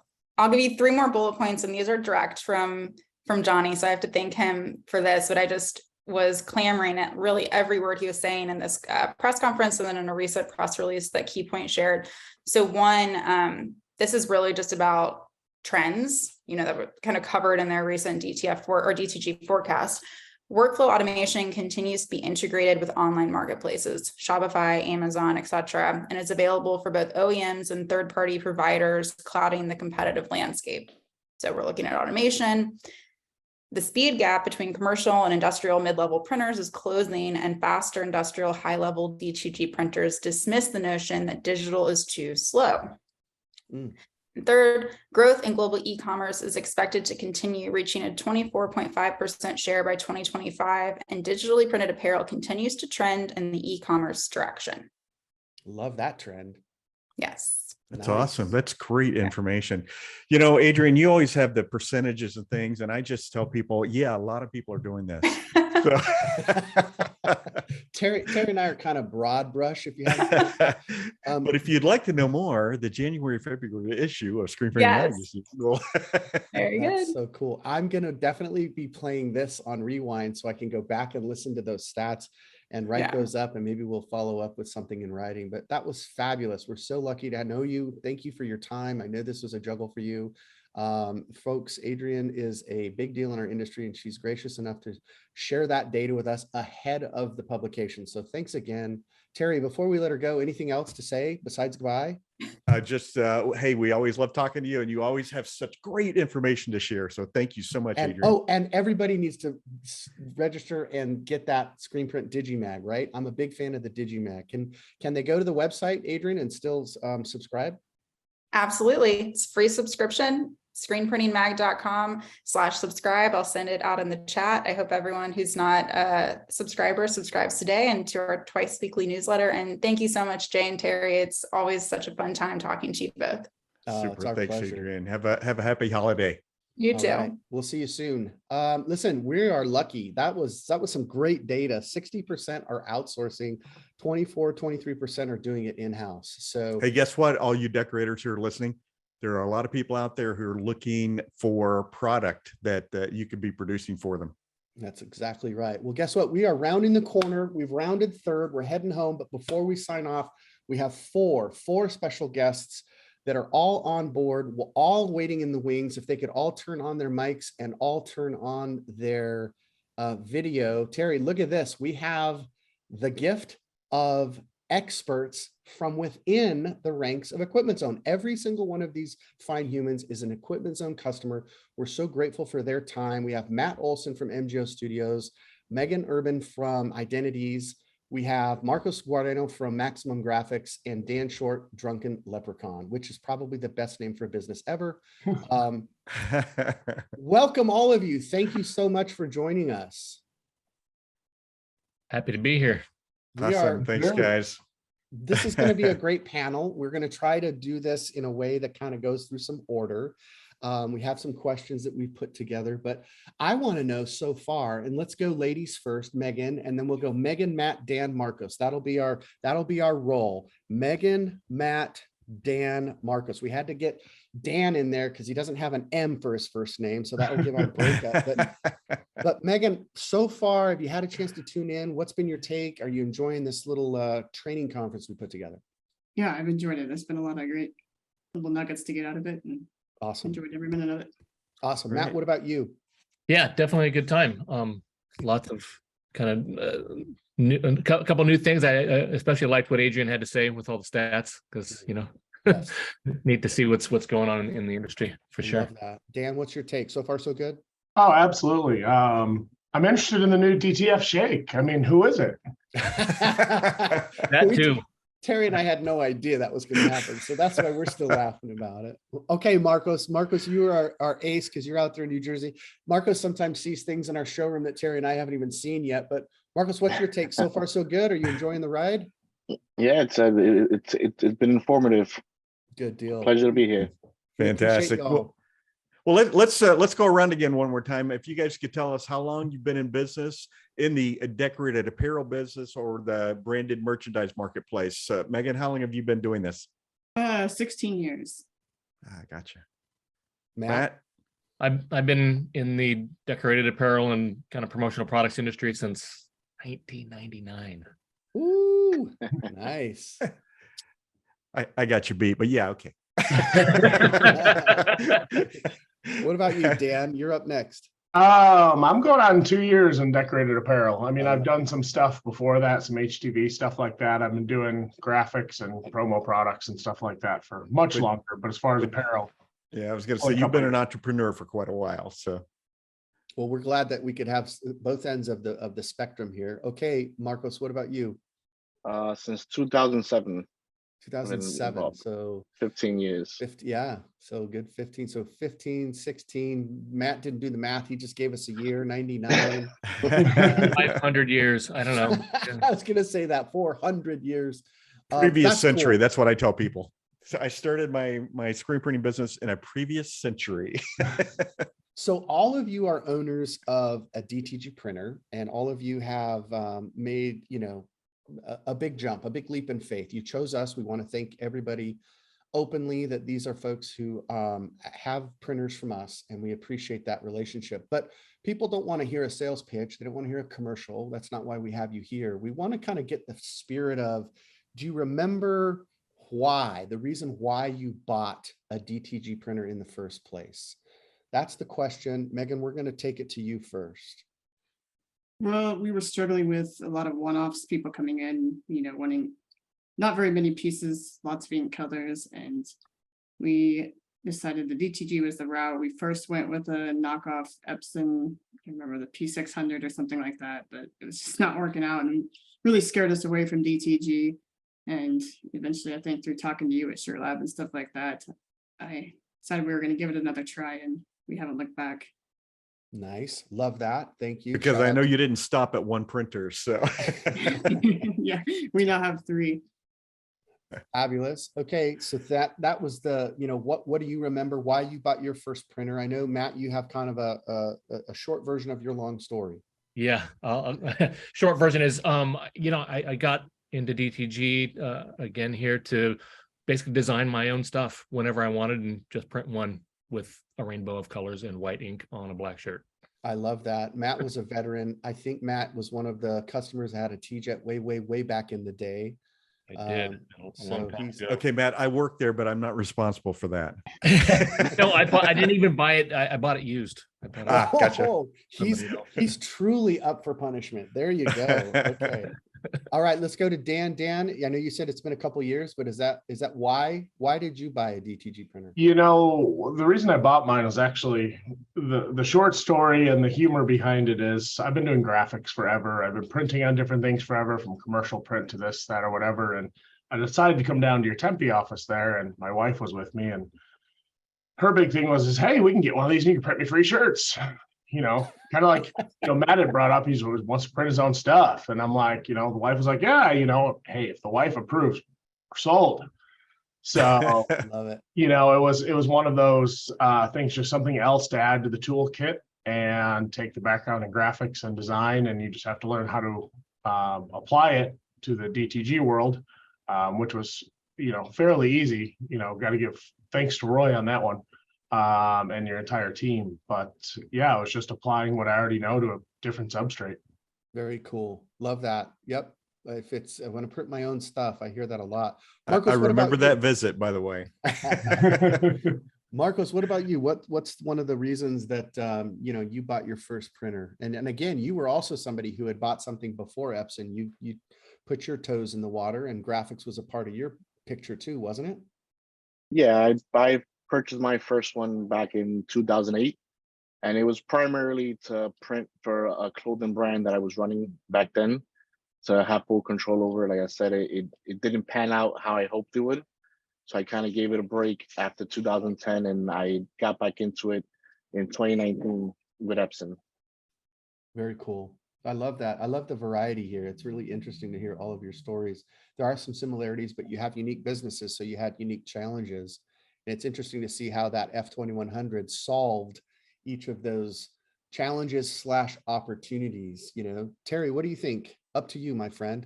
Well, you know, a lot of our listeners, and I know when I was an active printer, I always like to hear from people who are out there doing the work every day. You know, the people that are pulling the squeegees, or people loading the DTG machine, or loading the embroidery machines. And so, and I always wanted to hear how they dealt with issues. So as it relates to your business, what keeps you up at night right now? What are you concerned about in the short term, you know, the next couple of months, in the midterm, the next 6 months? Megan, what keeps you up at night in as it relates to your business? Right now, it's just the staffing issues. I mean, we can't find help. We just lost another employee here, just leaving at the end of the year, and it's hard to find anybody to come out and work, especially in such a rural area. There's not a lot to choose from. You know, and it seems to be everywhere. I mean, every restaurant you go in, well, we're only seating half the tables because we only have one cook and we only have 3 wait staff. And I don't quite understand why there aren't more people working out there in the world, but I hear it every day from people just like you, Megan. How about you, Matt? What keeps you up at night? Similar things. So, I mean, right now I'm a one-man shop, and, you know, my goal is to really grow it to. And when that guy doesn't show up. Right? And when that guy doesn't show up, I mean, he's kind of a slacker too. I mean, you know, gets paid way too much. That guy. He's easily distracted. You know, shiny object syndrome, that kind of a deal. So yeah, what keeps me up at night is figuring out how to go from me to, you know, 20 employees and being able to scale, and not only be able to get those people, you know, that many people on board, but find a location here in Silicon Valley that is affordable and still be able to do what we're doing. Right. Yeah. I think that location is probably in Phoenix, but I got you. So.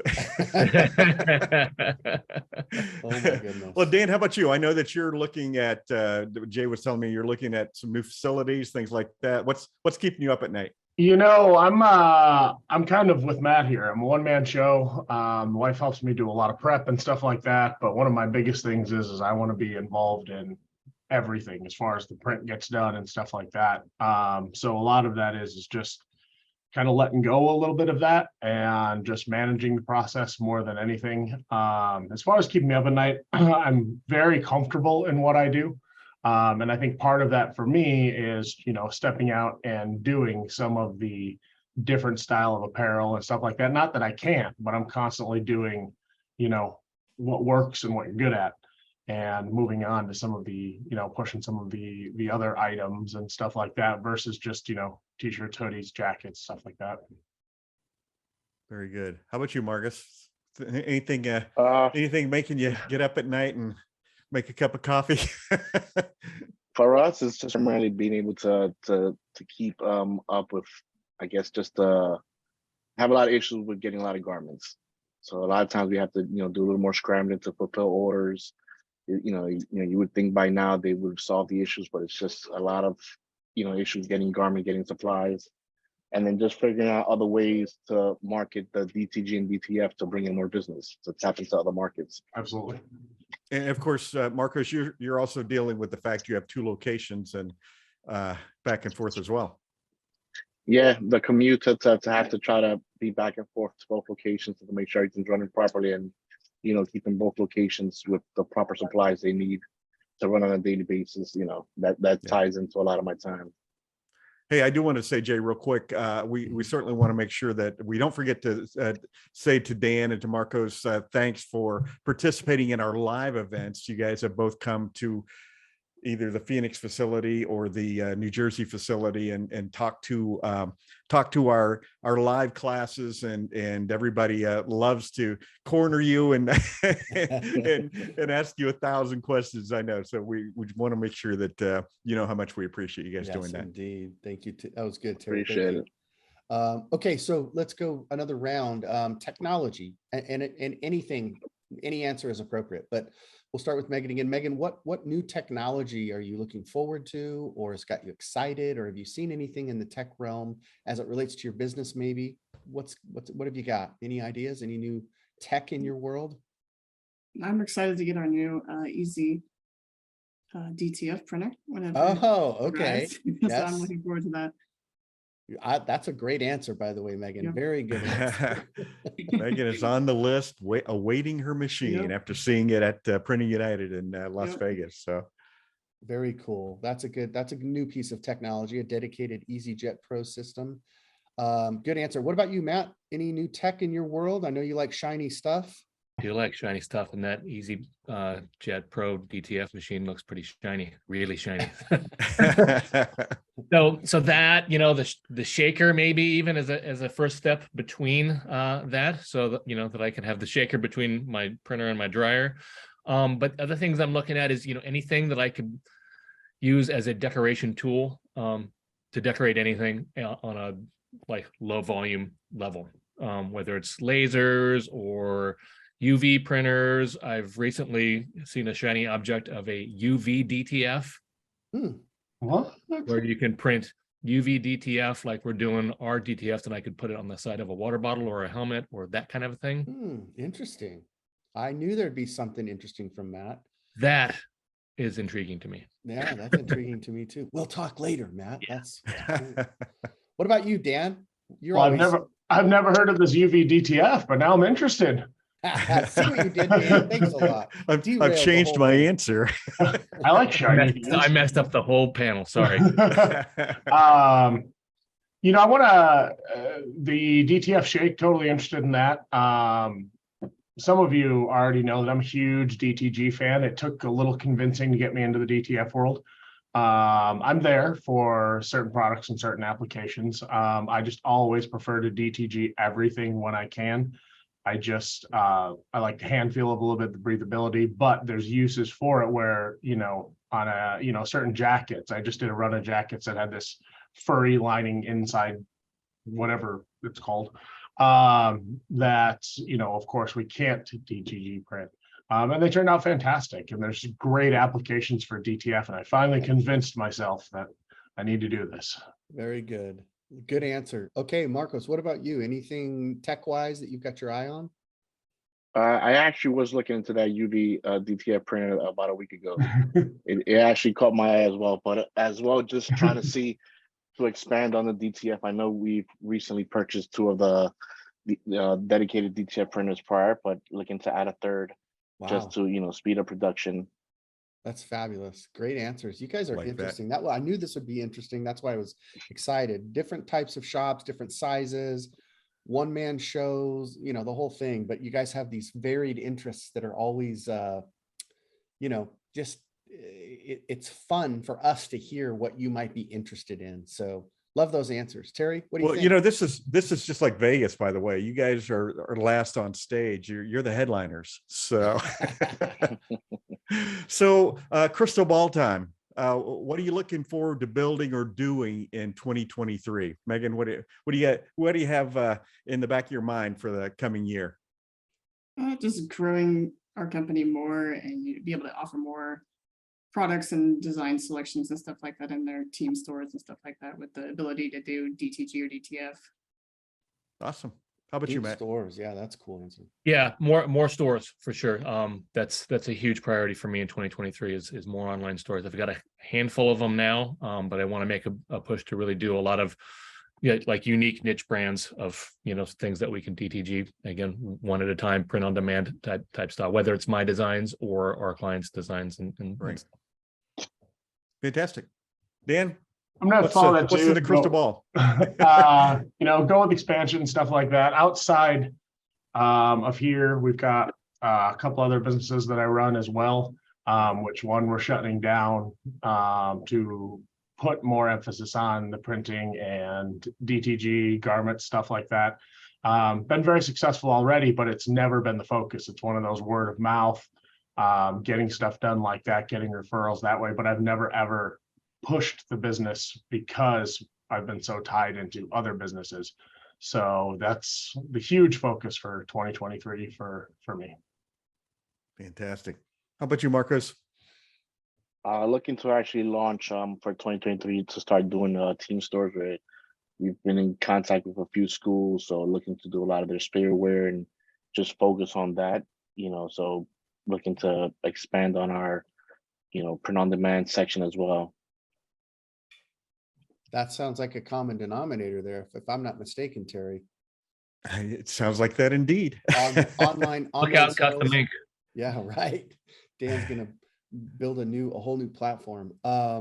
That's pretty cool stuff. So what I wanted to do now is switch this a little bit. If you have one prepared, if you don't, that's okay too. But let me back up a step.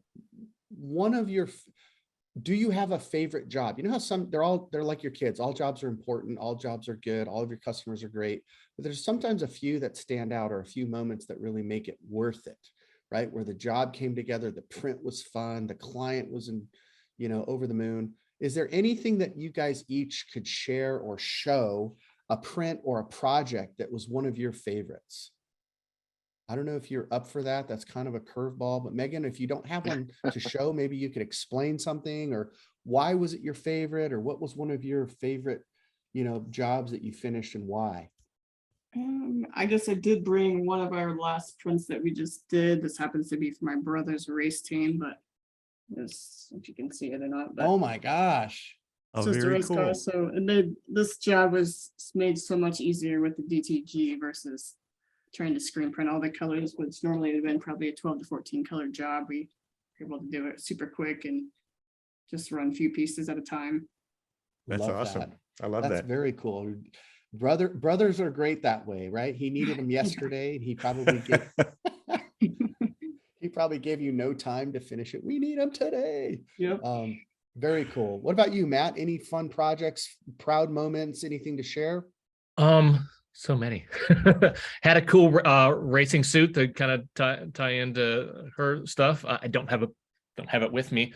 But it is on our website. But it is on your website. Oh, that's Facebook right. page. That's right. We saw that from the profiles of success that we did with you. That was Yeah, really cool. but recently, just this last week, we did some decoration for. Have you guys heard of the Rumple blankets? RUMPLE that are popular right now. They come in like the little sleeping bag sort of pouch. Anyways, we had a client. They ordered like 100 of them, and we did a leatherette, a faux leather patch, where we did a DTF on the leatherette that we then glued onto the outside of the bag. Very cool. Nice work. So that was, I guess, my most recent fun favorite. Oh, that sounds like a lot of fun. That's a creative way to get DTF onto a leatherette, and then you heat applied the leatherette patch onto the glued it. Actually, we had to glue it with E6000 glue because I could have heat applied it, but getting the blanket in and out was going to be like, yeah, you wanted that thing to be permanent. I get it. That's so cool. We came up with a little rig where we cut a flat piece of acrylic that slip into the pouch so that we could then press those things on our hands and get them. Really give it some pressure. Neat project. What about you, Dan? Anything fun, unique? Go Niners. I was going to say, if you guys haven't figured out, I might be a Niners fan. And I actually print for one of the largest of their official fan chapters out here, which has afforded me some good opportunities. I actually just got back from San Francisco yesterday. So we were down there for that game. We're brought out by the Niners and stuff like that. So definitely some opportunities and some interactions. I had a really cool experience when I was actually out at San Francisco. I can't speak about it for, respect for privacy reasons, but yeah, it's fun. It's something that I've been a diehard football and Niners fan forever. So actually being able to mix that with what I do makes it that much more fun. So I have this. This is one of the ones that I printed. We can now, I'm going to preface this with this shirt's probably been washed like 40 or 50 times. If anyone see, the wife has cut the sleeves on it, but wow, that's an awesome print. And yeah, this was one of the early ones that we printed, and it holds up, it stands up. The printer, it's phenomenal print. So very happy with the equipment and the process. That was a DTG print, right, Dan? Yep. Okay. Yeah, it is. And I've posted a couple up. I don't have the jacket handy. The Letterman jackets that from Just Hoods, see a lot of people DTF those. I DTG them all day, and they print just as good. They look beautiful on DTG. Beautiful prints. And I guess my only advice on that is it can be done. You just have to, put in the time, get your settings right, and DTG it all day.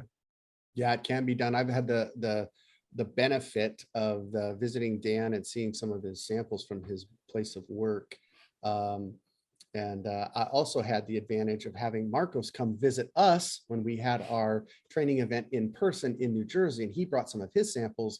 They were showstoppers. First of all, both of you have amazing gifts at printing, your dedication to the craft, your willingness to invest the time, and your pursuit of excellence. So little shout out to all of our panelists for that, but specifically because I got to visit with Dan and I've seen Marcos. So, but Marcos, you're up last. What any special projects, special print, special job that made you a pile of money, or made you happy, or both?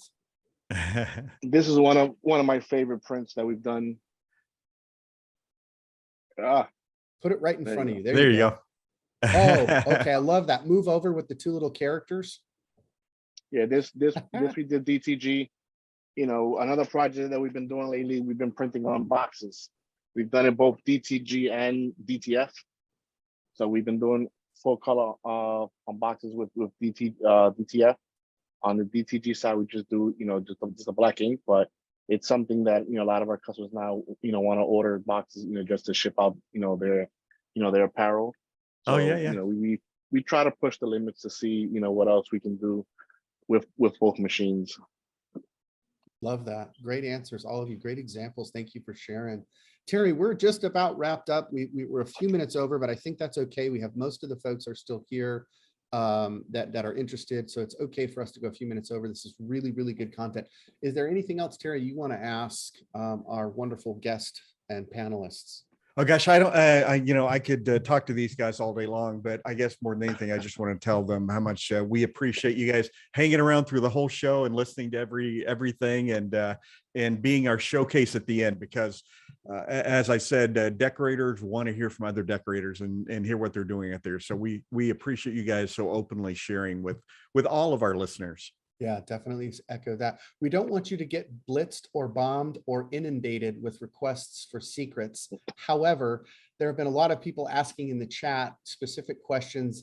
I'm going to go around the horn one more time. And if Megan, you could start with us and tell us the name of your business and maybe your website, and is that the best way for people to get a hold of you? So Megan, is it okay for someone if they want to reach out and say, hey, I just want to talk to a past screen printing award winner, somebody who's a woman-owned business who won a recent award, and we would all have to point to you? Yeah, that's absolutely fine. You can contact me at the website is identities.com, or you can email me personally. It's all on my website. Okay, great. Love that. Matt, do you mind? Yeah, mgostudios.com, and my phone number is right at the top. Perfect. Call me, text me. You can email me from there as well. Okay, Dan, what about you? Drunkenleprechaun.com. It comes with a warning though. I print a lot of off-color and explicit content. So and hilarious. Yeah, I mean, it's just, explicit content. You've been warned. You've been warned that Matt's business name is Drunken Leprechaun. Let me just say that one more time. Drunkenleprechaun.com. You can email me, Dan@drunkenleprechaun.com. It's on the website as well, but fabulous. Thank you. Marcos? You can reach me at maximumgraphics.biz or shoot me a direct email at online@maximumgraphics.biz. Like I said, I'm on the Facebook forum as well. So either way, Facebook or a direct email works. Love it. Love it. Fantastic. Love it.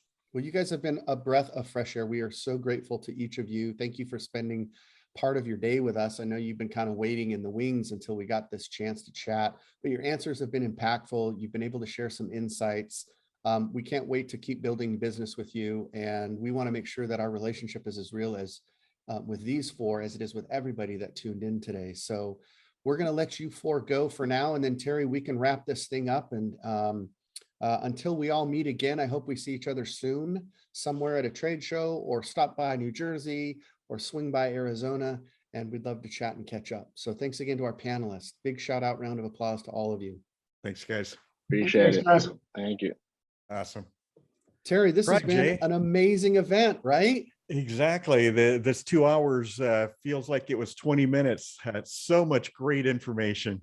It really has been great. We've been packed. We've been lucky. We've been blessed with all of these wonderful guests. I didn't even get to share all of my fun examples. I got too carried away. I kind of got thrown off my my game with that video. So I'm excited to reshare that video from Epson. And I just want to crack a cold one before we go. And by cold one, I mean, this is liquid death, Terry. This is not what you think it is. This is sparkling water. So I don't want anyone to get carried away, but this with is a little edge, I imagine, if it's called liquid death. It's just all about death to plastic. This is a company that's taking a stance, and they are pretty much a branding company more than they are a water company. But this is all about water and recycling these cans because they're aluminum and they're not plastic. And I could go on and on and on, but Marcos touched on it. I do want to share this last thing before we turn this thing off.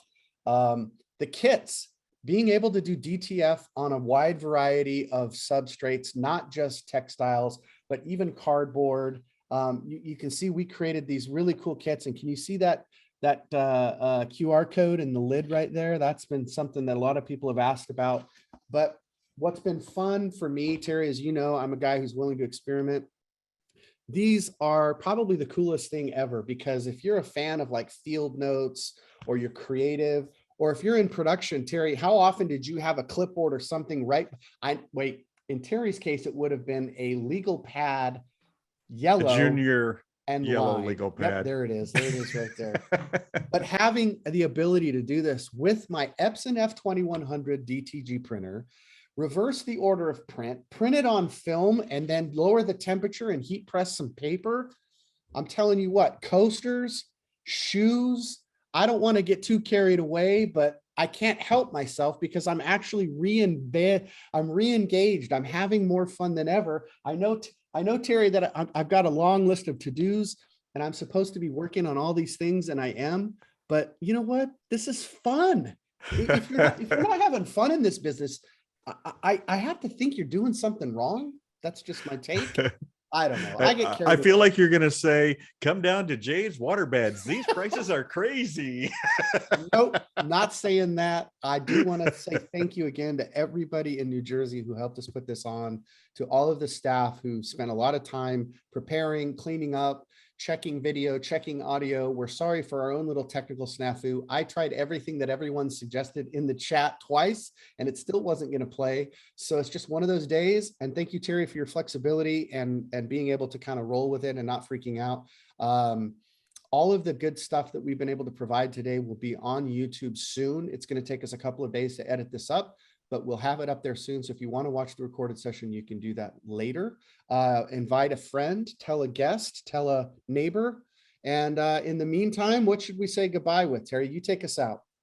Well, we appreciate everybody who stayed for the 2 hours. And if you have any questions at all, reach out to us. You can go to equipmentzone.com and certainly reach out to myself or Amy, Sophia, Roy, all the techs, Jay for our marketing director. So really appreciate you guys joining in either live or on the recorded version. And we are always trying to do more and more education. So there's much more to come. Excellent. Well said, my friend. All right, everybody. Goodbye. We'll see you soon.